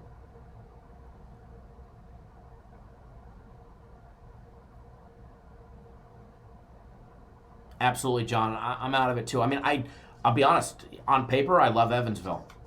On paper, everything says Evansville. Evansville, Evansville, Evansville, Evansville. The under, the under, the under, the under. Like, literally. What's the limit? Let me go hit 5 casinos and limit it out twice.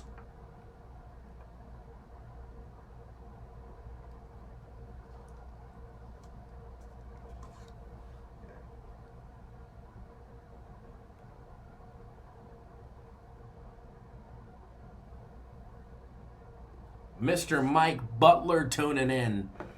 Hopefully that arm is recovering.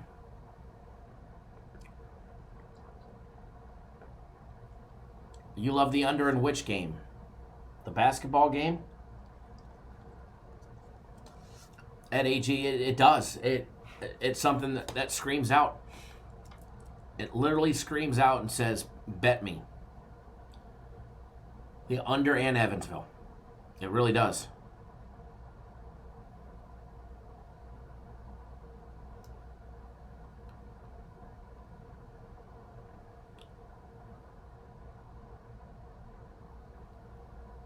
For what, Mark? Moving the line? Moving the line. They have computer data.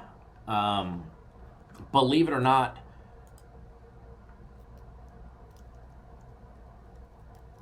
Scientific Gaming, which are people that actually oversee the lotto, they make a lot of slot machines. They actually own Don Best. They're in charge of producing all the live odds for all the casinos. They also specialize in game manipulation, as well as game monitoring. And they have contracts with the NFL, NBA, NCAA to monitor lines to make sure people that are inside sports are not illegally betting, i.e. college kids, NFL pros, professional athletes. They also do a basic market analysis and cost analysis, risk management for the casinos on live odds and regular odds. So while the system is not automated, they do get alerts on their computer when obviously bets are coming in saying recommendations on where to move the line to, but it's still the book manager's overall discretion if they raise the line or they don't.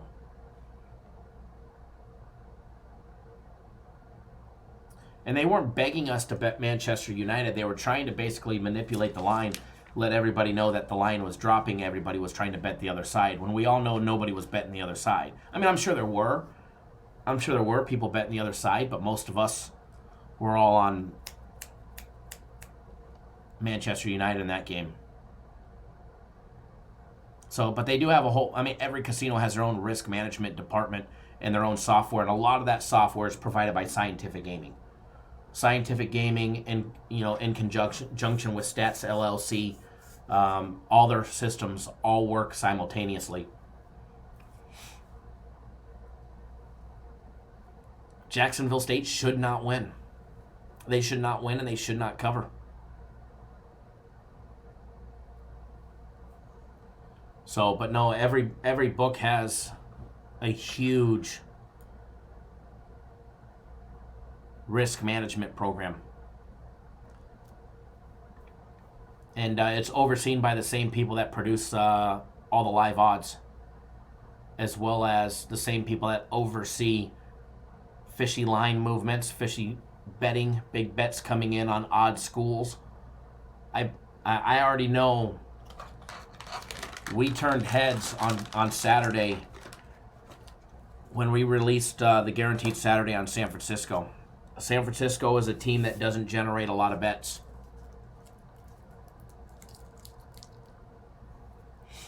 And we had a lot of clients in town an abnormal amount for a non-holiday weekend or a big weekend like Super Bowl or March Madness tournament. So there was certain books took some extra large wagers on San Francisco, took max bets multiple times. And some of our clients, and you guys know who you are if you're in the live chat, not only did you hit one book, but you hit, I think, 4 books, and you went to each one. And you bet the line movement here and down. And you raised heads.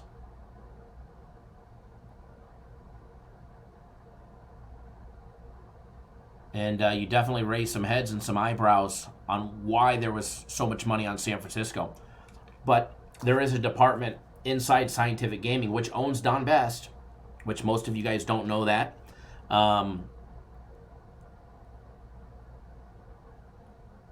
But they actually oversee stuff like what we did with San Francisco. Generally speaking, when you get a small program, if there's shady stuff going on, it's usually with small programs. Ivy League schools, West Coast schools, some of the smaller conference schools that don't get a lot of attention, i.e. San Francisco, UC Davis. So we definitely popped up on the alert radar for that game, which is funny because I know who the guys here in town are that were firing big. So you guys, it's funny that you guys are able to do that.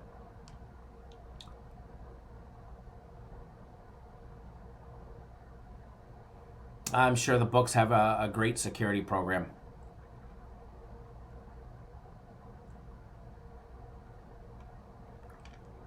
Yeah, John, he bets millions on his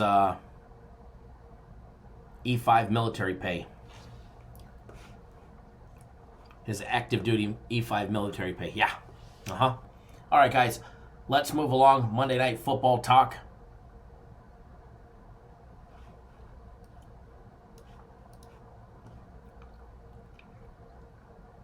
Time to jump in on Monday Night Football. Colts, Saints, Week 15. Where's Who Dat Bob? Are you tailgating yet? I mean, it's 2 o'clock there. You need to be off of work and you need to be tailgating. That barbecue needs to be rolling right now. I'm on my way, brother. Where are you? Danny Daniels, where are you? LT, where are you? You boys should be tailgating right now. Getting ready. Mercedes-Benz Superdome. Monday Night Football. Colts, Saints. You got the 6-win Colts, 6-7 straight up, 6-1 against the spread. Ryan, if Who Dat Bob's there, then he's probably got this on.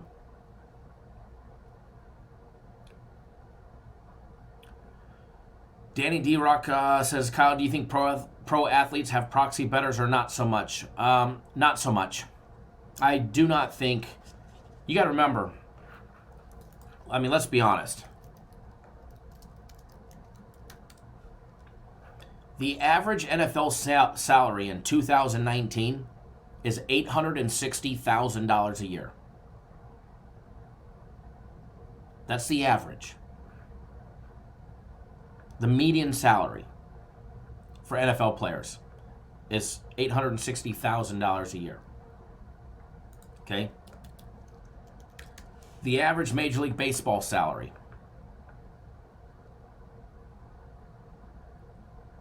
the average was $4.36 million last year. The average NBA salary,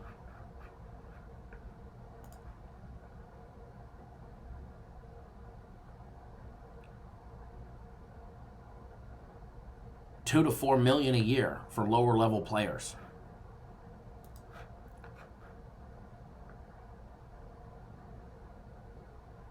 Obviously, everybody likes making more money. But if you guys have ever watched the Pat McAfee show and his take on sports betting, they have people that come in and talk to the players at the college level. And they instill in them, don't screw up by betting on the game. Don't screw up by betting. Just don't bet. Just don't bet. So it doesn't matter if they're Division II, Division I. It's been instilled in them since the college level about betting. There's signs in the locker rooms. If you guys have ever had locker room tours, there's signs about just don't do it. Don't bet.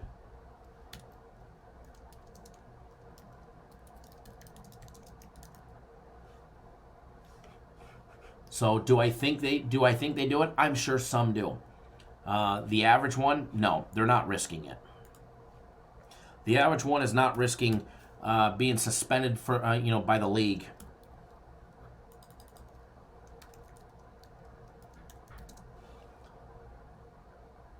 By betting on sports. So no, I don't believe so. I mean, there's always that one. Obviously, Shaw, injured reserve.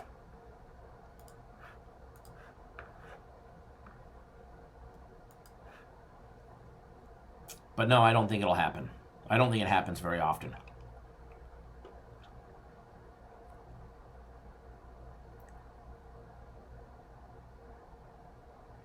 Brian says, no clue on Monday night. A lot of cappers on either side.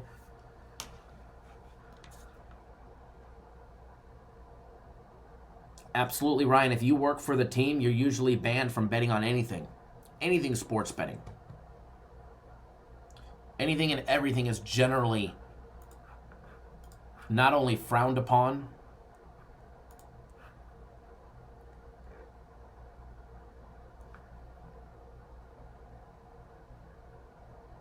they don't even like to talk about it.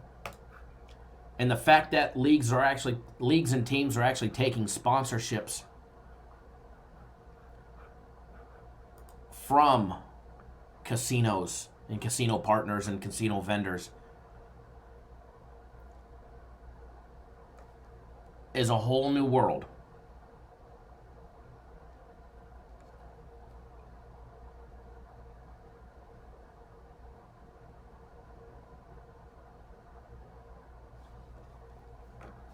So actually I want to show you something. I actually seen this on the TV the other day.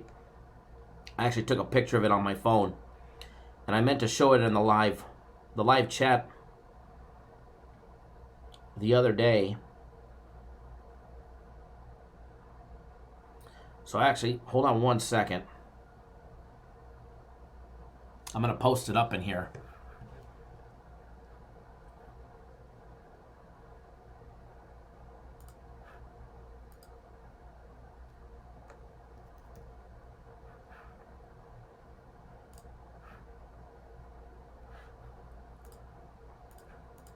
All right, so speaking of this subject, and then we'll get to the Monday Night Football. No, that's not it.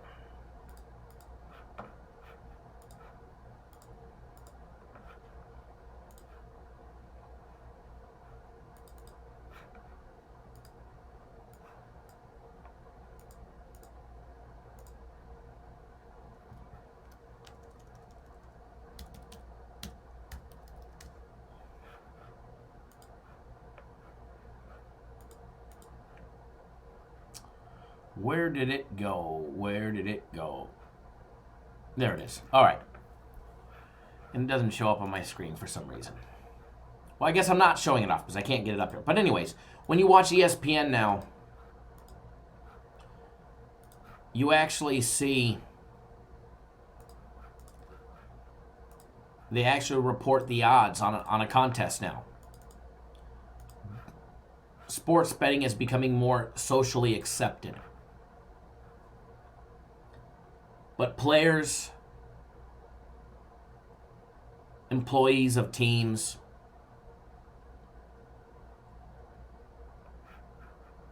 won't participate in it.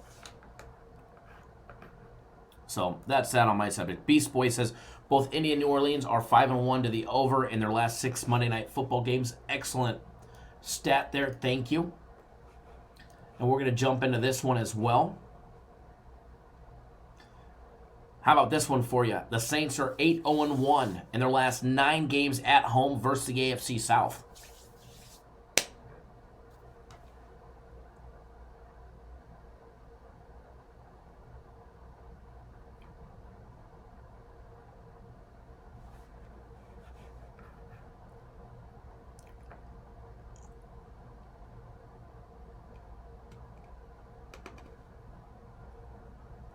Ray asked, do I have a good prop on the Monday Night Football? We have some good props on it. It's all part of our prop package. Absolutely.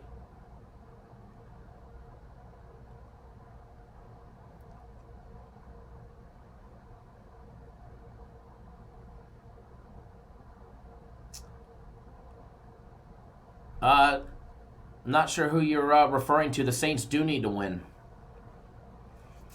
Saints are still in the running for the top 2 seeds in their division.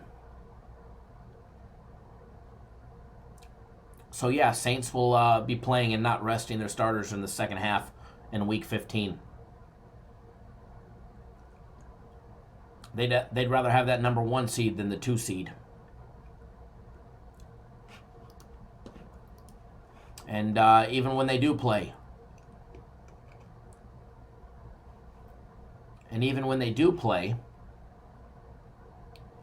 they got old Teddy back there. I think Teddy is a more offensive, potent quarterback than the conservative Drew Brees.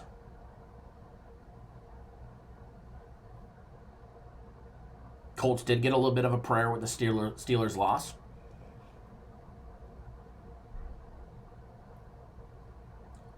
Drew Brees needs 3 touchdown passes to surpass Peyton Manning's NFL record. And I promise you, he's definitely trying to do it at home.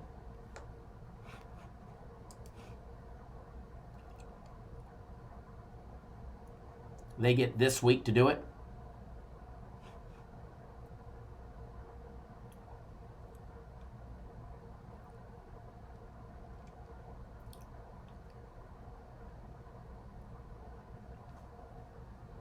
Hold on 1 second, folks.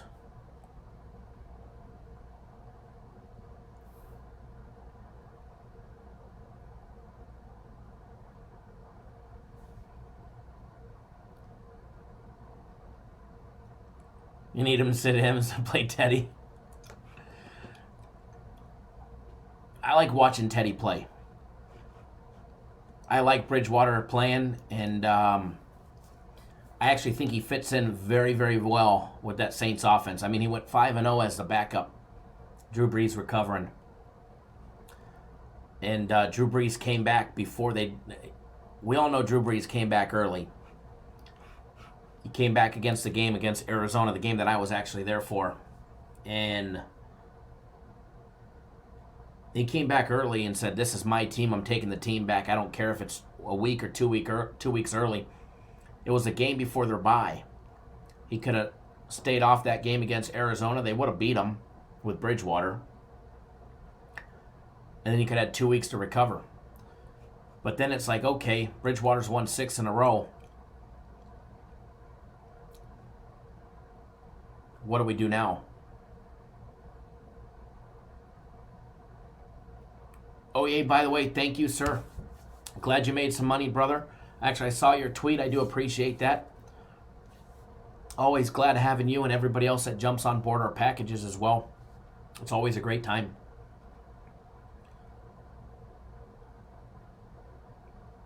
So does Drew Brees hit that 3 TD mark today and break Peyton Manning's all-time record? We're going to find out today. A lot of betting angles to look at today.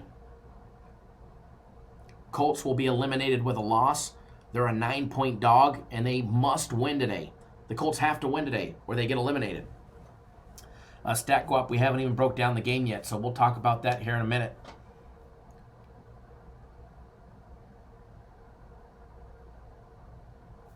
You take a look at the injury report for the Colts, and, man, they're about out of gas. They don't got much left in that tank, and they're definitely going to have to dig deep to try and hang tough. That's a fact. Taking a look at the most notable meetings, not in a long time. All right, guys, anybody who wants to try and throw you out there that they've played recently or give you that, the Saints are 6-2 straight up in their last and against the spread in their last 8 meetings, don't listen to them, guys. It is true. They're giving you a real number.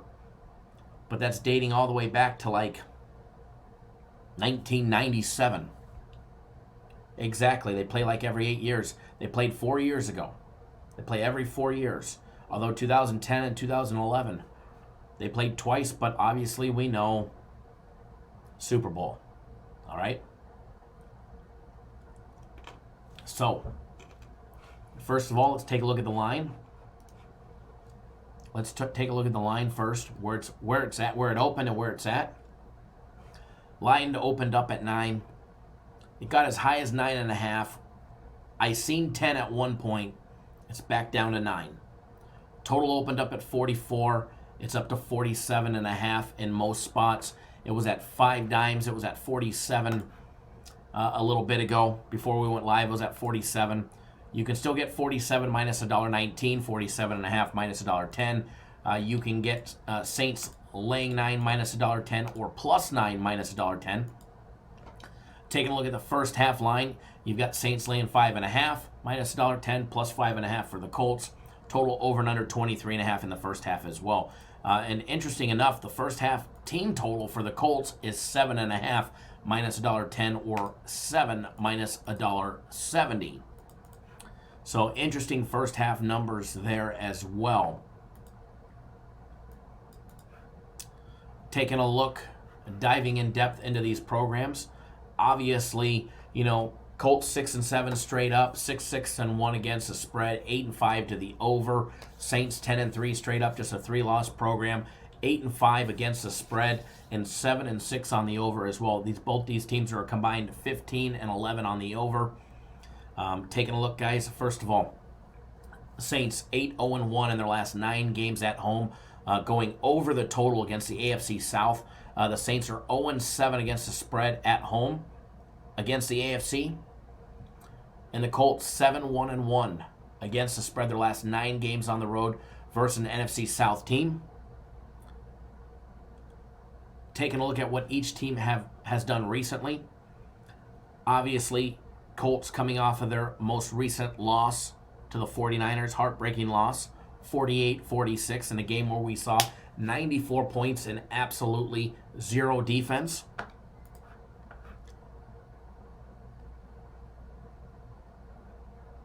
Oh yeah, by the way, 5 dimes will get you hooked quick. They've got a lot of great options to bet. You got to be responsible. You definitely have to be responsible. And that's a whole nother talk. We're going to talk about that tomorrow, about being responsible and being a responsible sports bettor. Before that, they ripped off 3 straight wins. They beat Tampa Bay, Carolina, and Atlanta. Before that, they had their loss to Atlanta where they got beat 26-9 at home. They are beatable at home. They've been beat 2 times at home. All right, they got beat by San Francisco and Atlanta at home. So the making is there for a Colts upset. It's definitely there for a Colts upset. Taking a look at the Colts, guys, they're in a must-win situation. If they want to have a chance in the playoffs, they can't lose. They absolutely cannot lose today. They lose once, they're done. They're coming off 3 straight losses. They lost to Tampa Bay 38-35 last week. The week before that, they lost to the Titans 31-17. They lost in a close game to the Texans 20-17 as well. They were catching 4 there. They covered. As an underdog, guys, they pushed last week against Tampa Bay, catching 3. They lost as a 1-point dog to Tennessee. When they have been, which a big dog for them so far, with the exception of the beaten Kansas City as a 10.5-point dog. They beat them outright 19-13. They have not been a dog by more than 5.5 points, except against Kansas City, and the Chargers there are a 5.5 dog too, and they ended up losing by 6. So we've got no real data when they're a bigger 9-point or double-digit dog coming into a game this week or this year, because they just haven't been. Taking a look, guys, when you dive more in depth in the numbers. Absolutely, Mark. We were on. That was actually a premium play of ours. We actually cashed that premium play in the first half.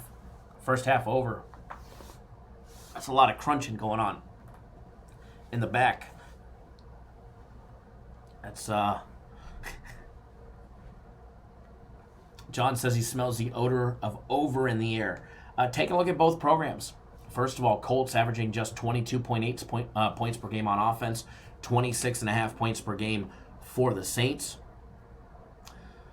Colts averaging 133 yards on the ground, 4.4 yards per carry, 208 in the air at 6.3 yards per passing attempt. 108 on the ground for the Saints at 4.5 yards per carry,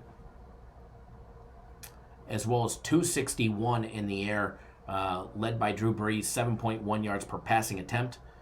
Now both teams on defense give up similar numbers. Colts give up 22.7 points a game.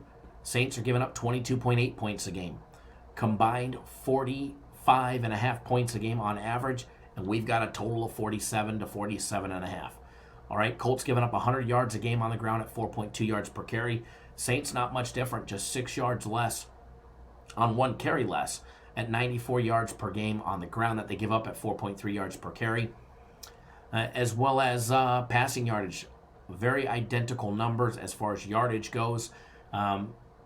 Colts giving up 245 in the air at 7.1 yards per passing attempt. As well as the Saints giving up 244, just a yard less, but at 6.4 yards per passing attempt. One spot on defense where the Colts absolutely, and this is not just defense, this is team in general, offense and defense combined. One spot where the Saints absolutely lead the charge is going to be with turnovers. Turnovers. Saints lead the charge at plus 11. The Colts are even Steven.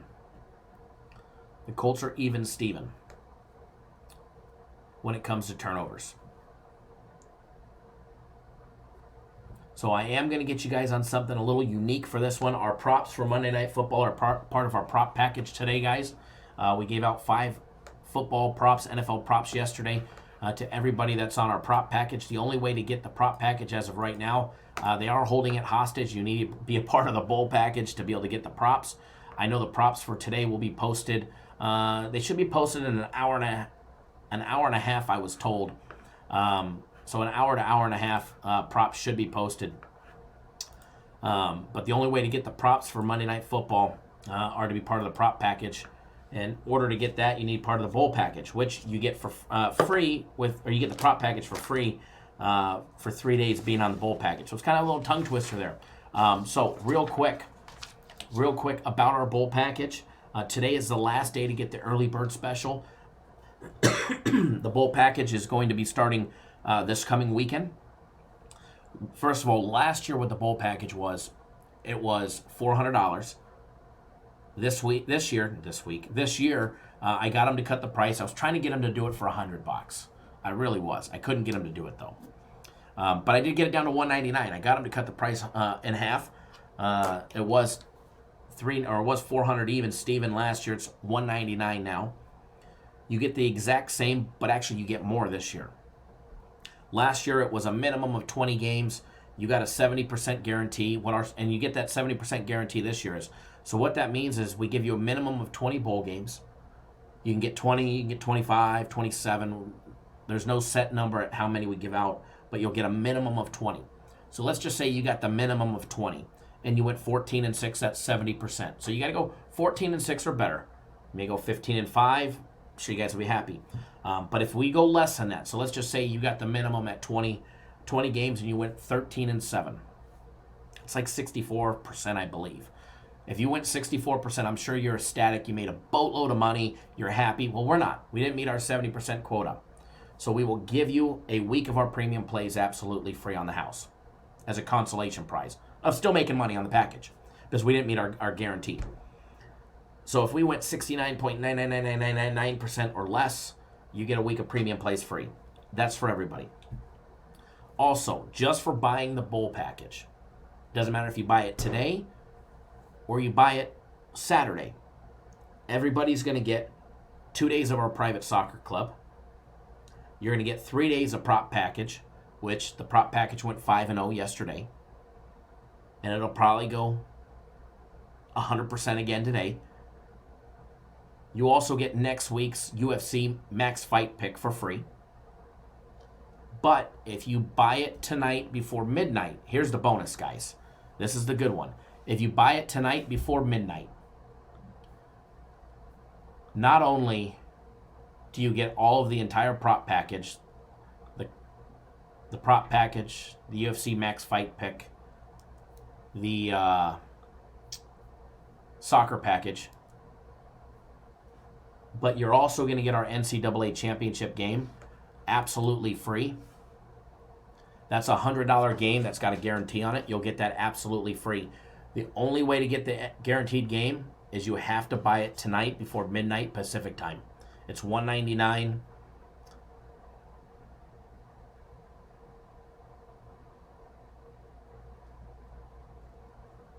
I think so. In order to get that, just go to our website, cappersdirect.com, click on the premium tab, and then go all the way to the bottom of the page. The very, very, very, very, very, very, very, very bottom of the page is the bowl package.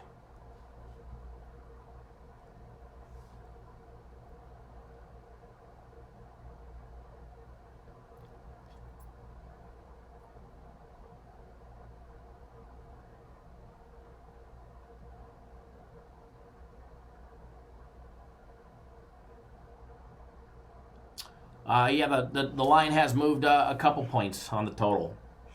As far as the side on this game, it opened up at 9. I never saw it at 7.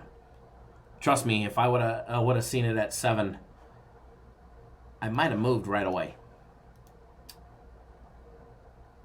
So that's the bowl package, guys. And again, if you want to get on it, today is the last day to get the early bird special.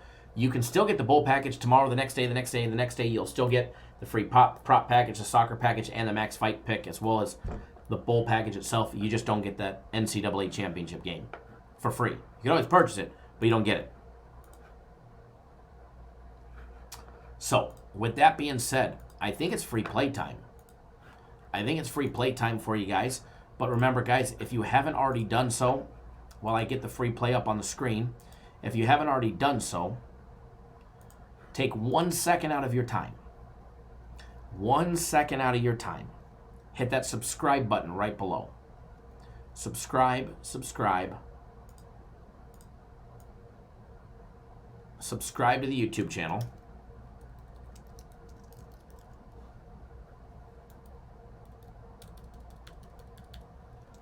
Then when you're done with that,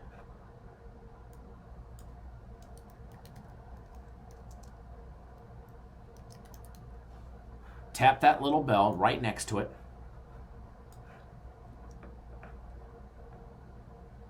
That way you get notified every single time we drop a free play. Any video, live show, pre-recorded, you'll be notified.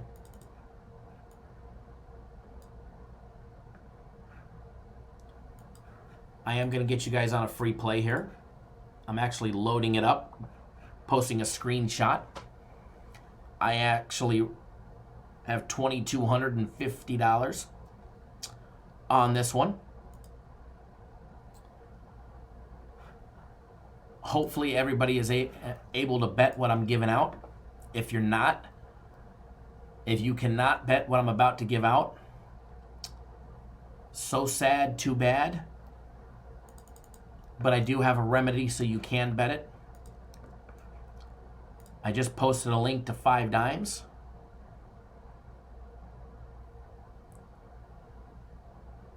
Just click on that link.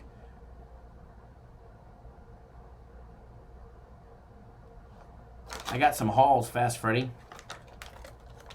Well, I did. I got 2 left. One's going in my mouth right now.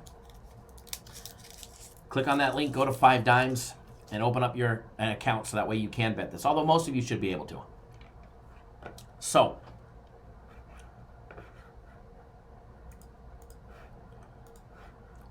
just typing it into the system for you guys, so bear with me. Bear with me for a second. That way I can get it on the screen and we can make it look all fancy for you guys. I know you guys got nowhere else to go with me. You guys are enjoying your time here.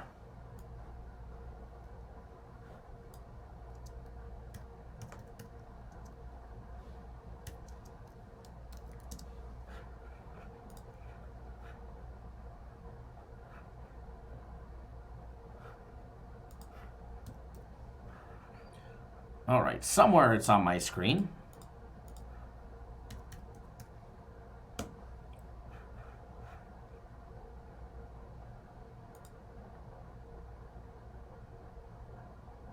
All right, I don't give out a lot of these often, but I'm going to post up what I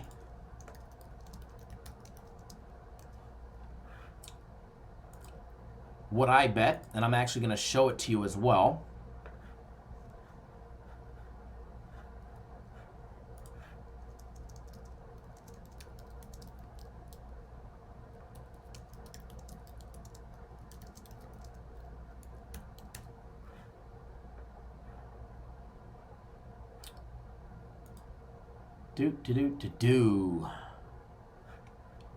All right, I think I got it up there right. Thank you, Jermaine. And remember, guys, hit that thumbs up button if you haven't already done so. Right now, hit that thumbs up, and I'll give you guys a nice big win. Up to 85 thumbs ups, always appreciate it. Thanks to the 5 dickheads that hit the thumbs down, you still helped us.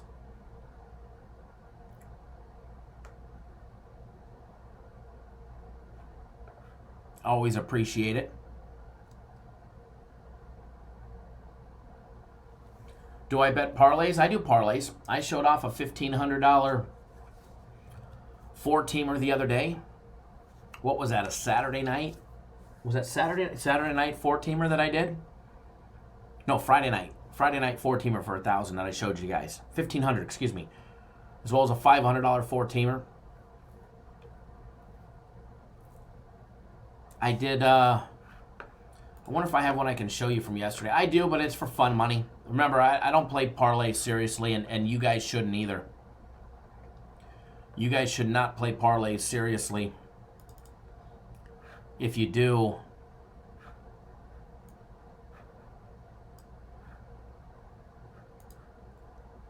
you're risking bad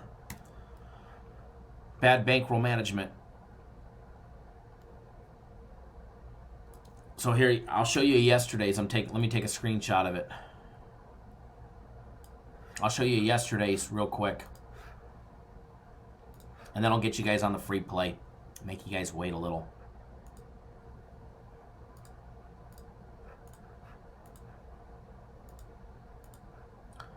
This was my little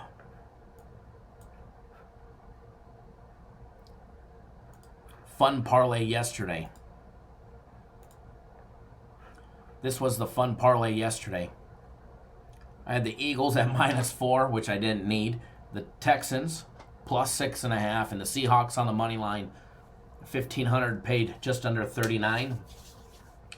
But this was all individually. I bet every game way bigger than what my parlay was. This was just a fun money parlay. That was just a fun money parlay.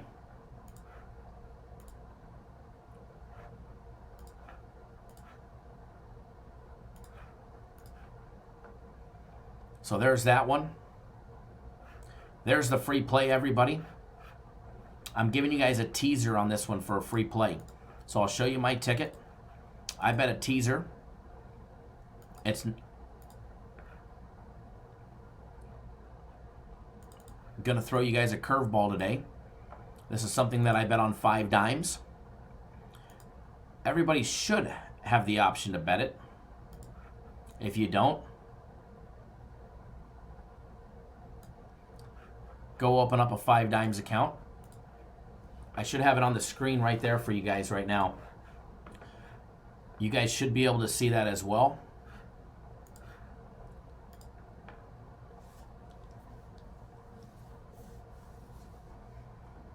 Fast Freddy, you're 2-0 on the free fight picks. Excellent, man. So free play, guys. What I did is, if you can see it, I did a 2-team teaser, ties push. It was a 7.5 NFL, 8 for other football, 6 basketball. I got down Saints to -2.5 and the over 39.5. Yes, I bet my free plays $22.50 to win $1,500. I have $2,250 of my money to win $1,500.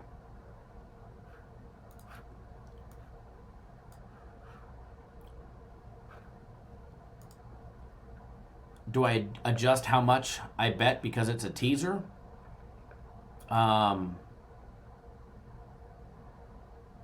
Keep in mind, I already bet our premium plays and I haven't bet my personal plays yet because I haven't sent them out, but I've already bet our premium plays.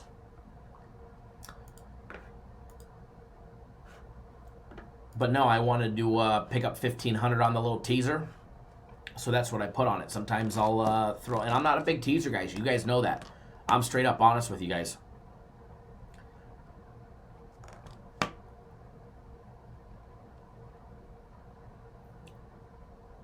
How much to bet? Well, it paid minus 150. I wanted to win 1,500. So I put to win 1,500, and it's 22.50 to risk.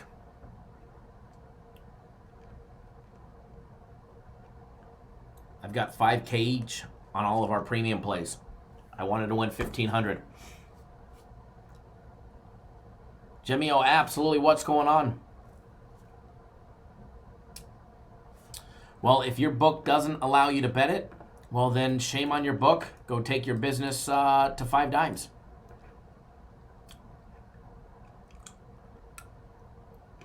And even when you can't, because me and actually Tom, Infamous Weiner, we ran into the situation on a game this last week that they wouldn't allow us to tease. I believe it was Thursday Night Football. You couldn't tease side and total because it was a circle game here in Vegas.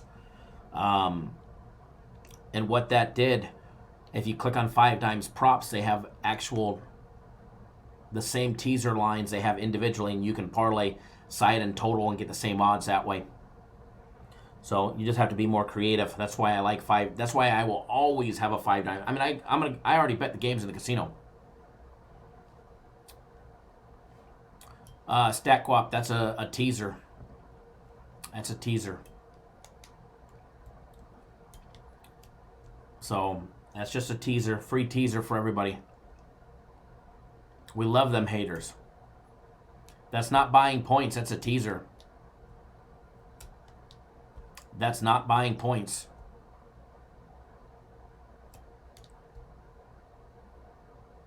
They will always have that option on 5 dimes. You just have to hunt them down. Sometimes you actually have to do a little legwork to make a bet. It's part of the fun. But StatQuap, that is not betting straight up. That's not buying points. That's a straight teaser. That is a teaser, not a straight bet.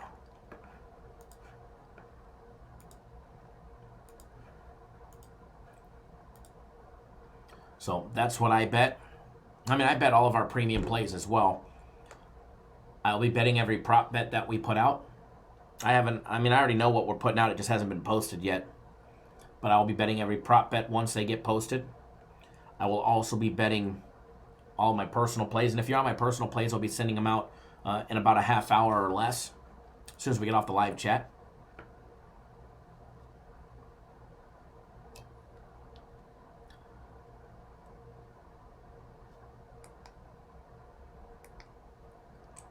Well, Kong, I guess you're going to have to sign up to find out.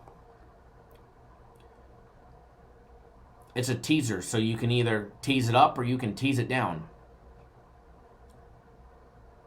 I didn't buy points, StatQuap. That's a teaser. It's a 2-team teaser that pays minus 150.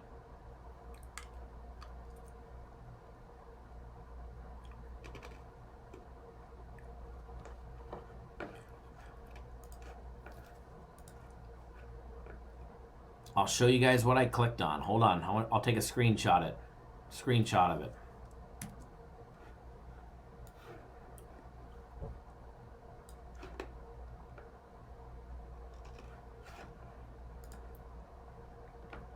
If you're on 5 dimes, this is what I clicked on.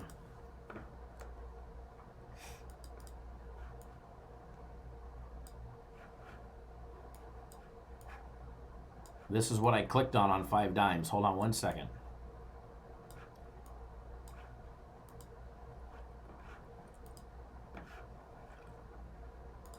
That way you can find it properly.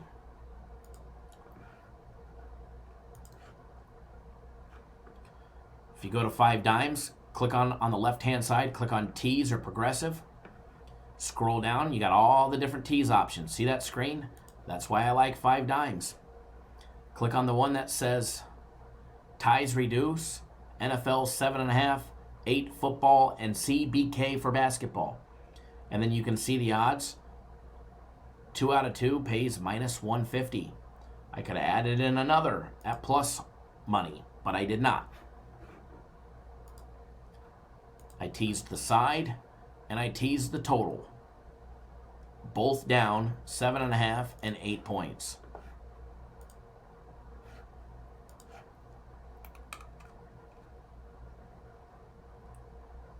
You can tease down to 20 points if you want at 5 dimes, but it's insane. Beast Boy, do I think the Colts plus 18 hits, 18.5 hits? I would hope it hits. I like the over 38, though.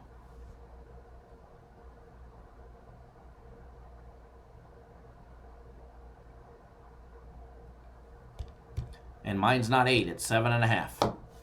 8 on a total, 7.5 on NFL. So that's what I bet, guys. Froze my screen. That might be a more attractive.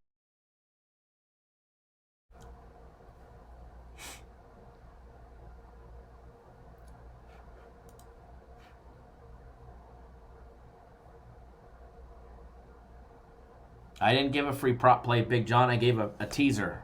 And no, I didn't give a lean out on anything else. You want to know the rest? Got to get on board.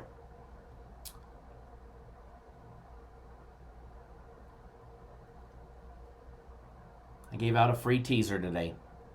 Free play is a teaser today. If it wins, thank me. If it loses, you can crucify me. That's all there is to it.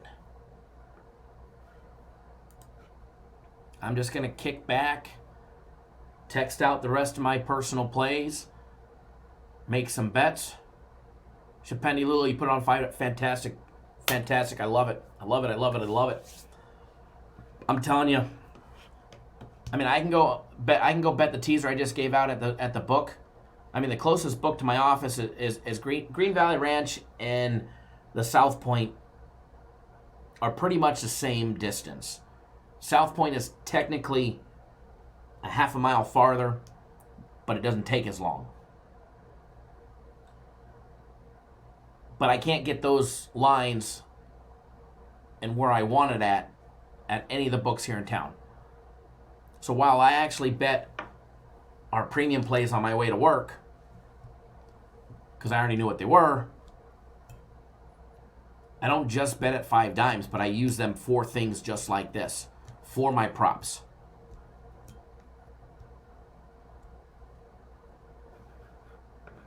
Speaking of props, props will be posted soon, and they are juicy. They are juicy for tonight, folks. And if you want to be a part of them, there's only one way.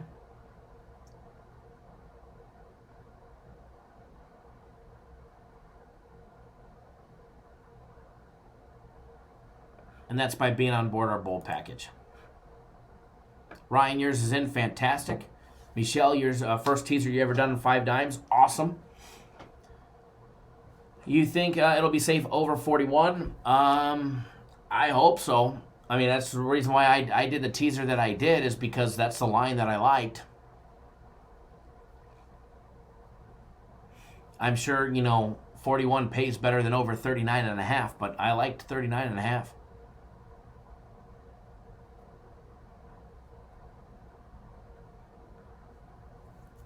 Do I bring cash?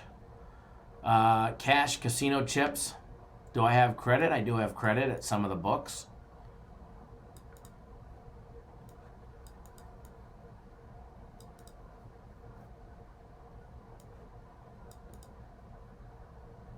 Alan Mitchell is minus 150. Plus 120 if I would have thrown in another team. But I'm happy laying 150 to cash a nice ticket.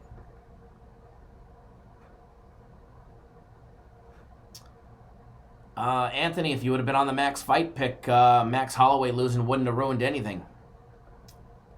That's why I always recommend, if you're going to buy the UFC card, you should always get that Max fight pick.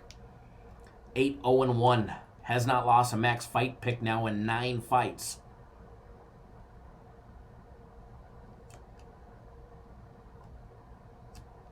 -2 and 40.5.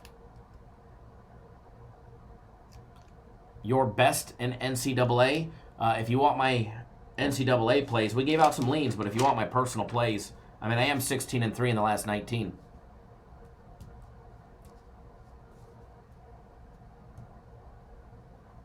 It's his biggest play that he puts out. Max fight pick is bigger than a top fight pick. You bet the max bigger than you do the top.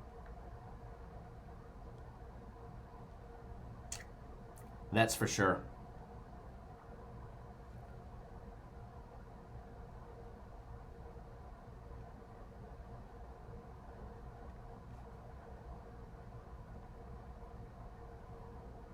I had 5K on the Nigerian Nightmare. For reference,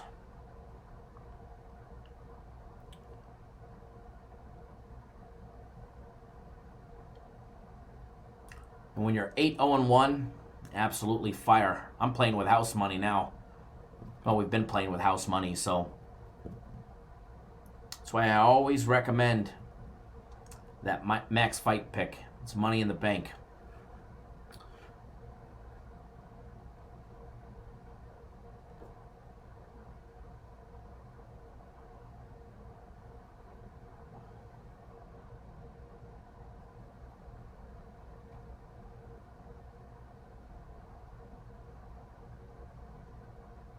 Tony, the Nigerian Nightmare. Absolutely, sir. All right, guys, enjoy that teaser. Enjoy the other free play that we put out for you guys in our daily free play video. If you guys are not aware, we do have another free play out there for you guys. I do believe it's going to be a nice big winner. NHL's on a nice 8-2 run over the last 4 days. If you guys want another free play, here's the link to it. Go watch that video. And when you're done with that, please do hit the thumbs up over there. Drop us a comment over there, guys, as well. And if you haven't already done so, before you leave, take a second, 1 second out of your day, hit that thumbs up button, take another second, and hit that subscribe button if you're not already subscribed to our YouTube channel.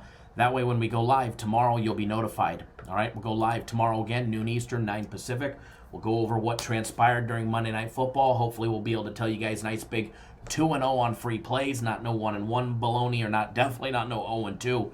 So hopefully we'll be able to report a nice big 2-0, 3-0 premium plays, 4-0 personal plays, and 3-0 for the NHL package, plus another clean sweep of the prop package. So again, guys, good luck to everybody. We're going to talk more about this tomorrow, guys, but betting responsibly. Guys, I'm telling you, I preach this in every single video. If you're gambling on your Christmas money for your kids or your family or your baby mama, take some time off. If you've got rent due, your mortgage due, your car payment due, your insurance, if you're gambling with money that you can't afford to drop, because things do happen, you do have losing streaks, okay? But if you can't afford that, please come join us on the live chat, watch, listen, learn, and take some time off and come back to betting when you could actually financially afford it. Because I promise you, I'm not going anywhere, the games are not going anywhere, and still long term will always be successful. Okay? You have to be able to ride the streaks, win, lose, or draw. You have to ride the streaks.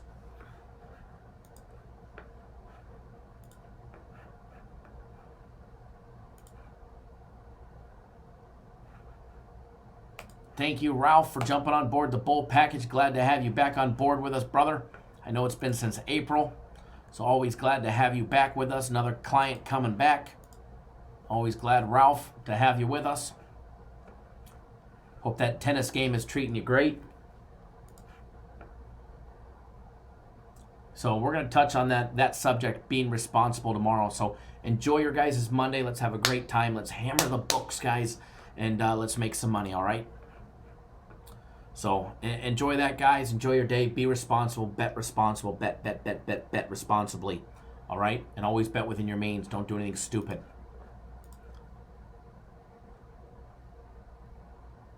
So with that being said, good luck. Always bet within your means.